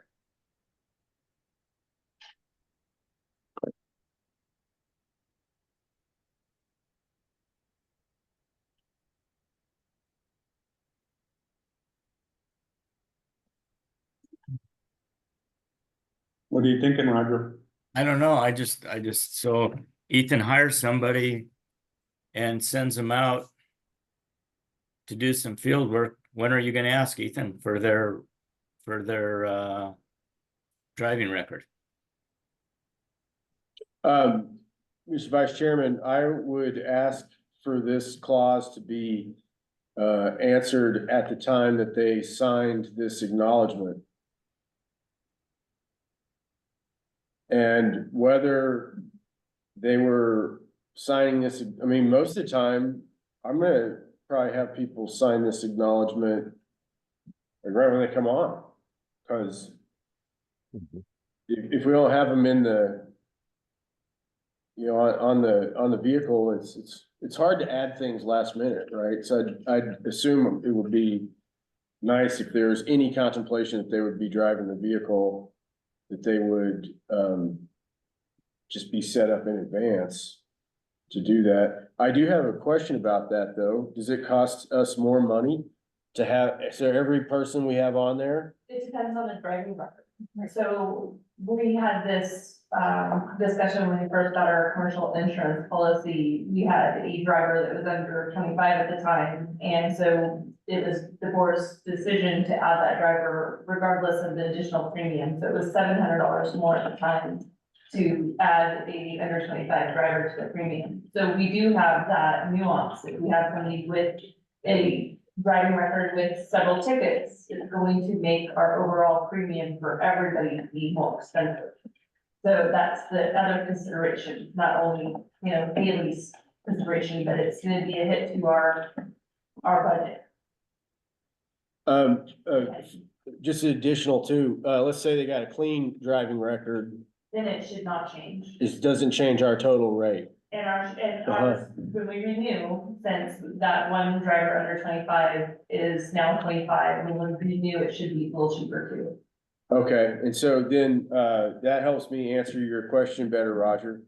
So I would have this, information submitted at the time of signing this acknowledgement, and then I would decide from there whether we even wanted to add them to the policy. And it's maybe if it was gonna cost us a lot more money, we might try to do something different. Like have somebody else drive. Well, hiring them and going through this process is now not my big question. My big question is, what, if anything, do we want to do at the time of hiring? When we're interviewing? We do have a designation that you gotta have a valid and in good standing, I think it is, driver's license, you know, that's part of the, and pass a background check. You know, that, we have that kind of stuff, but, And that might be adequate to cover this, I don't know, I don't know. I mean, if you got a valid driver's license and it's a good standing, you must be insurable, right? well, yeah, but I think what I'm just learning here is that, there's, insurable, at a regular, doesn't cost us any additional money rate, and then there's insurable at, oh man, you're gonna drive our rates up. And, you know, I don't know how much more that amount is, but, you know, I would probably need to know what the difference between, you know, our standard rate with a bunch of people who have a good, driving record, and then, the rate that it would be if, you know, and then maybe this would have to change over time. Short of asking for a license at the time of the interview, is this question allowable during an interview? So that is what the board hinged on at the last meeting, and why the language that was originally proposed did not work for the board. Was because there was discomfort with asking a potential new hire for that information. Okay. And why the temporal aspect of it was now for when they would be added to the vehicle insurance policy. All right, you guys comfortable with this language? Roger? George? I understand the language and I understand where it's coming from, and I'm all good with the language. I'm just trying to figure out how it's gonna be effective. Sounds like when they're brought on. Bring on, it's a vehicle policy, so they would have to engage with the policy at that time. Is there something more specific you wanted to know or hear? Well, no, okay, so we hire a guy and he's got 4 infractions. I guess, what is an infraction? Also, is that a DUI? Is that running a stop sign? What the heck is it, you know? Yeah, I mean, infractions are points on your license. So depending on what the actual violation was, it could be multiple points. And since that's insurance related, that's whether we ask it here or not, it's gonna get asked, Yeah, the insurance policy will ask it no matter if we do. right? Yeah, I think it's a good idea to get out in front of it, definitely. Okay, so then you find this person that has a number of infractions that can't drive. Either they don't drive and we do a workaround, or we pay more for their insurance. Yeah. Well, short of, I mean, as Haley just suggested, the board decided not to have that question in the interview. So here we are. Yeah. Either we do this or we go back to asking that question at the interview.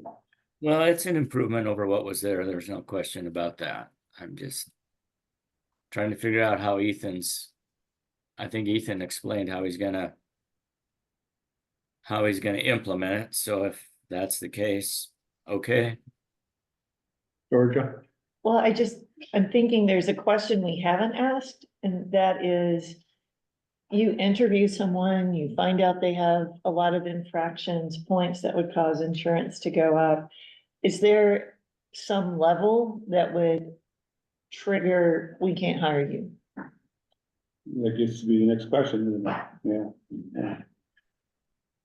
And that's a whole other can of worms. Well, that was also one of the concerns at the last meeting from the board was, would that be, just a point of issue, right? Where if you're using that information to not hire somebody, you know, could that be an issue?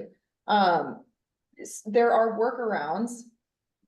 As in, insured employee could drive the vehicle with that employee in the vehicle with them to do team field work. That's always an option. The other employee could drive their own vehicle if they have their own insurance policy and then get paid mileage or something by the board. Yeah. So there are other options. Or they don't drive, Correct. or they don't do the work, yeah, somebody else does it. Or we pay more for insurance. I think I will be able to manage the situation, but I would wanna know in advance, I guess, if before we go to adding them into something, and then if we knew that, you know, I would probably go ahead and follow up with the insurance company and find out how much. I mean, cause if it's a negligible amount, you know, maybe I don't care about. In advance of what? Getting them on a policy. Oh, yeah, okay, but And in advance of committing them to a bunch of field work. And that's what this Right. language says. It says prior to being Yeah, added. yeah. Yeah. yeah, I just, all right. I'm ready to take Right. public comment, yes. And I'm sorry, this is part of the personnel policies. It's an appendix to it, so it just needs consensus at this point, and then Okay. the entire packet will go out for public comment. Gotcha. My Okay. apologies. Okay, No worries. all right, given that, do we have a head nod on this language for now? Yes, for me. Yes. I mean, purple. What was that? Well, I wanna double check, in this particular one, because I am gonna have some people signing this and implementing it. So just we're all good with. Just You want wanna double- everybody to you wanna understand double that, check what? that the consensus is good enough for me to go ahead and run with this and implement it as if it's, That's how all the personnel policies are right. right now, so yes. So all we're doing is just modifying the language of this, which has already been approved. You've already had consensus on the rest of the Consensus on the language. rest of it, Yes, yeah. correct. So consensus on, so Georgia, Yes. yes, Roger, Yes. George, Yes, yes, I'm yes, all right, we're good, all right. that. Are there other personnel policies to deal with today? There's a whole bunch of them. Are there other personnel policies ready for us to deal with today? There are quite a few, within the document itself. It doesn't look like there's any that are specifically listed on here to review. So it's up to the board if they want to start somewhere and just chug along. Is going to take on any more personnel policies today? It is 3:45, and I was kind of targeting this, roughly this time frame to break to our executive session anyway. It's up to you. Georgia, I'm happy to stop here. okay, Roger, Yeah, I think it's a good stopping place too. all right, George, Yeah, me also. okay, item 10, announce next meeting, so we have already decided. We're looking at, March 5. And then and possibly the 18th, so 5 and 18 of March. And 18th is,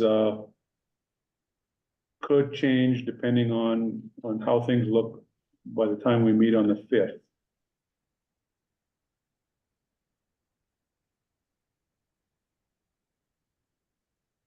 Okay, Georgia, anything else? Nope, not for me. Roger, anything else? Nope, I'm good. If you guys, when you get over there, if you wanna call my cell, I can hang out for a while. Give you a call. George, anything else? I'm fine. Okay, take a motion to end the public meeting. Mr. Chair, I move that we end our public meeting. Motion by Georgia, Second. second by Roger. All in favor, say aye. Hi. Aye. Aye. Any opposed? Hearing none. We are adjourned off to our executive session, which we will hold at, over at George's facility there. So George, Yeah, nobody got back to me, but I have real spotty cell phone service up here, so that could be why I didn't get any calls back. well, Bright we'll try sunshine it. out here right now, and it messes with the signal. Okay, Haley. Might want to